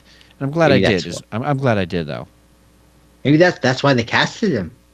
Well, yeah. Because Sean Bean has made a career of dying. There's like He's a I think good he actor, makes a though. contract of it. he does because they did. There's a YouTube channel called WatchMojo.com, and I think they did 2 top 10 lists of him dying. He dies in practically everything. There's like the only 2 films I can think of where he doesn't die in is this movie. I can't remember what it's called. It's some movie, space movie, and Troy. He doesn't die in Troy, and doesn't die in He some was in space Troy? movie. Yeah, he was in Troy. He plays Odysseus in Troy. But Aren't you related to Odysseus? I mean, later to Achilles, okay? But I'm sorry, Achilles. I mean, my bad. Sean Bean was goodness. perfect. I think he was a perfect got guy to weak play ankles. Ned. I think Ned. He has I think he was the cankles, perfect too. guy to play Ned, though. Oh, he definitely was. He did a great job. I agree. I don't think they could have done anybody better than Sean Bean and his younger version too. I mean, I think he was spot on for Ned. Some of Ned's facial expressions in season 1, he had this dumbfounded look at times. You know what I mean? Like some of the faces he made when he was reacting to things that were happening to him. In episode when John asked him about his mother, he already knew prior to that who John's parents was. So Who? when you Ned in an interview, Sean Bean. Sean Bean in an interview said that he knew who John's parents was before filming season 1. So when you see the look on his face when John mentions who's my mother, if you go back to when they're about to split, when John's about to go to the He looks down. wall, he has that little look on his face. So because he apparently knows that stupid he look. knew at that this. before that, so he can kind of play on that. So he knew the parentage of John. Okay, fair enough. Go ahead. I of course, I think Ned, the character Ned, the knew the reality of who John's parents were. There was an interview where they asked he was doing a Q&A. I think it was on Reddit. And they said, if Jon Snow knows nothing, how come you didn't teach him? And he goes, because he wasn't my son. And then there was another situation where they had asked if Ned will be back in the future of Game of Thrones, and it was confirmed that Ned won't be coming back. As far as Sean Bean goes, he won't be coming back. But anything that he had to film has been already filmed for a later date if there's going to be any content with Ned. So it's pretty easy to assume that there will be flashbacks with Ned at some point because physically they can't bring him back. All right, next question. Season 2, how many swords, John? Go. I'm going to say 4. I'm going to say 4.5 swords out of 5. I think not as much action in other episodes, but the Battle of Blackwater was one of a great episode. A lot of great scenes in this episode. The White Walker army at the end of the season was amazing. Daenerys' dragons burning that guy alive was awesome. She's holding out her arms and the dragons are just burning. It's fucking awesome. So I give 4.5. Was Drake Harris in season 2? All 3 dragons? Yeah, No, that was when season she 2, episode burned- 10. Because she went into House and Die and she you're was right. chained. And she's like, the guy's like, you're going to be here forever. And she looks at him. Oh, you're talking about and the Pyapri. dragons, I'm talking about the and guy she- in Astapor. and she goes, Dracarys. And then the guy goes, and he chucks one of them. And then and all 3 of them burn. And then they kind of burn their collars off. I'm like, what? Yeah, That's the awesome. Unsullied So, thing is 3. Season 3, yeah. Let's see. I'm going to go with... Or Andre, how many swords? I don't think that 2 is my favorite. Even though it was close to the book, I would say that it would get like 3.5, 4 stars for me. I did like the scenes, the interactions between Jamie and Rob. I liked how he was able to get under Rob's skin by calling him a boy. And I also appreciate the retort that Rob gave him, which is, you've been captured by a boy, you've been defeated by a boy, you're being held prisoner by a boy. Maybe you even might die at the hand of a boy. And we all know that Rob didn't make it, but we do have a boy, Arya underfoot. I mean, there's just so many different things that you can assume based on that line that it was foreshadowing. I mean, that was really good material. But for me, Joffrey wasn't dead yet, and I was pissed about that. So, yeah, I would have to say that season 2 was probably like 3.5, 4 stars for me. I would say... I mean, swords. The Arya and Tywin scenes were amazing. And I think Tywin saw Arya kind of as like, this is what I wish my Cersei would be like in a way. I don't know if that... Because I think there's just a great interactions between those two, man. Like, it was really, really good. And he didn't even no idea who she was. I mean, like... You're talking to a Stark there, and it was just great interaction. So I like those scenes, and apparently those were added. So they were definitely added. Chris Innes, one of our podcast hosts, says, "Oh Lord, all Charles Dance's scenes were awesome," and I believe he said I lost it in the chat for some reason. I can't scroll down. I think he said 3.5 for season 2. Let's see. Lilith said season 2 personally 3. And Lilith also says love Tywin. I think it lacked. I didn't have enough. I think it lacked a little bit of action, like in terms of like. I just think it didn't have enough action. There was a lot of talking in that season, though. Season 2. Yeah, compared to the other seasons. I give it about a 3.5 as well. I'm kind of with Chris and Andrea. Maybe almost a 4. I enjoyed it, but. Definitely wasn't one of my favorites. I think season 3 is a 4-star, but we'll get to that next week. So next Sunday, we're going to review season 3. That's what we're going to do next week. Oh boy! Trying to build up to the new season 7. Now, I just have to do a couple things before we end the show. And we're going to have a little bit of post-show live just for a little while until I have to shut everything down. So if you're with us live, you can continue to join us for the end show. Now, I am in the process of selling my house and trying to get another house. I'm going to be homeless for a little while.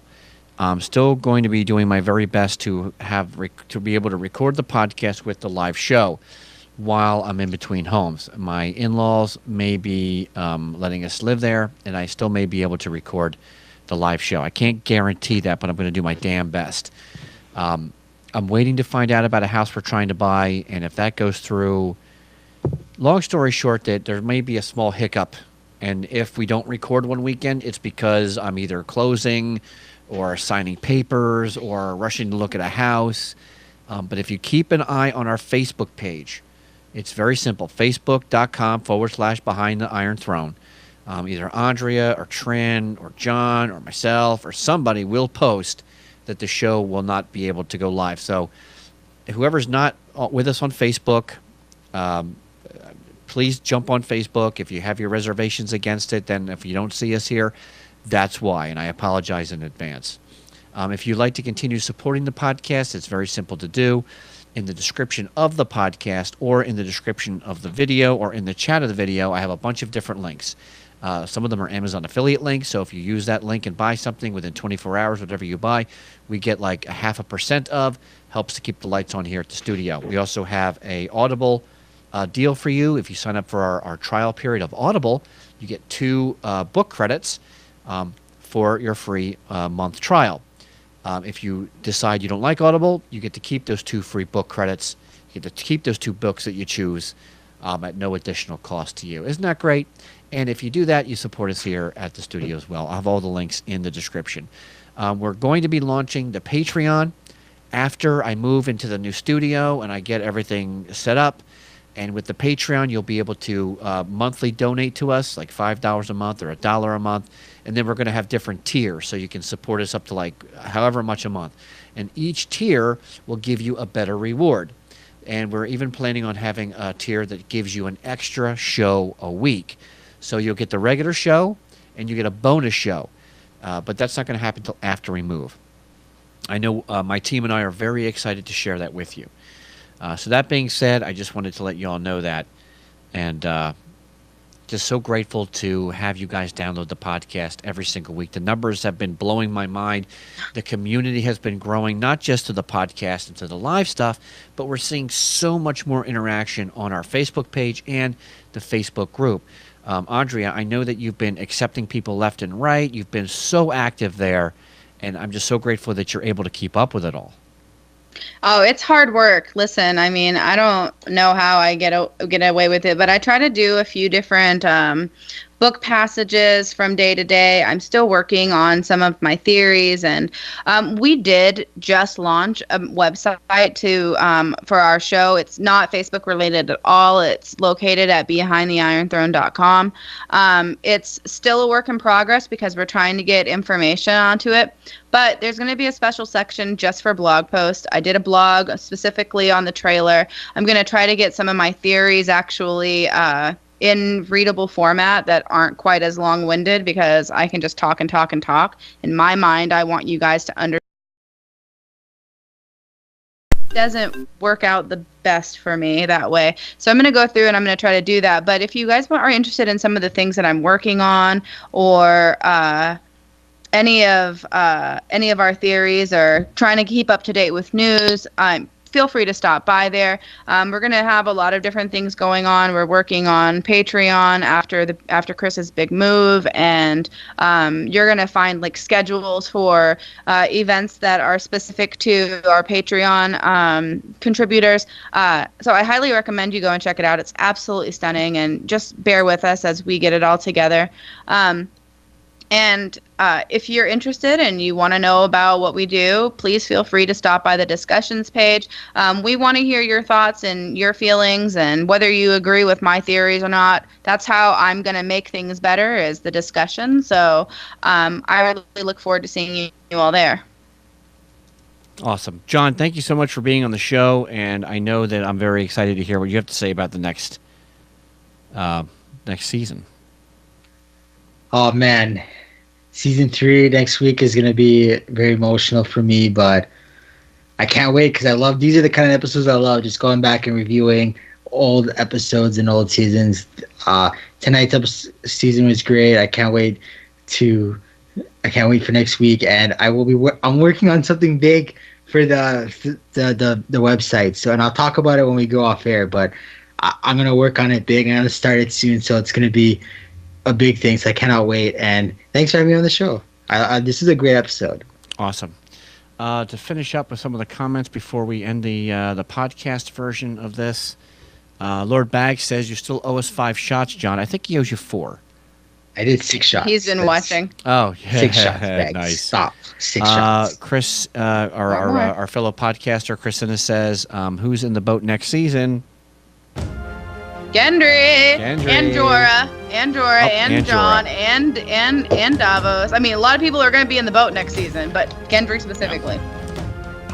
Awesome. All right, everyone. Thank you so much for downloading the podcast each and every single week. Remember, check out the website, BehindTheIronThrone.com. It looks phenomenal. You guys have been doing a great job on that. Also, remember, Facebook.com/Behind the Iron Throne. You can find everything we do here. We're also on Twitter, at Behind the Iron, and of course on Instagram. We're everywhere you could possibly think of, and if we're not there, we will be there soon. Message us, email us behindtheironthrone@gmail.com. Let us know how we're doing. Leave us some feedback on iTunes, and more importantly, share this podcast with everyone that loves the Game of Thrones. Let's make this community last a lifetime, shall we? All right, everyone. We'll see you next time. Woo! Because it's Game of Thrones. Dynamite. Game of Thrones. Who will win the fight? Season 7 is coming soon. Season 7. Someone will be screwed. Lannister's gonna die. We're going off the rails on the Game of Thrones. Season 1 was fucked up. Season 2 was great. We're going off the rails on the Game of Thrones. We're going to do that. We're doing that, John.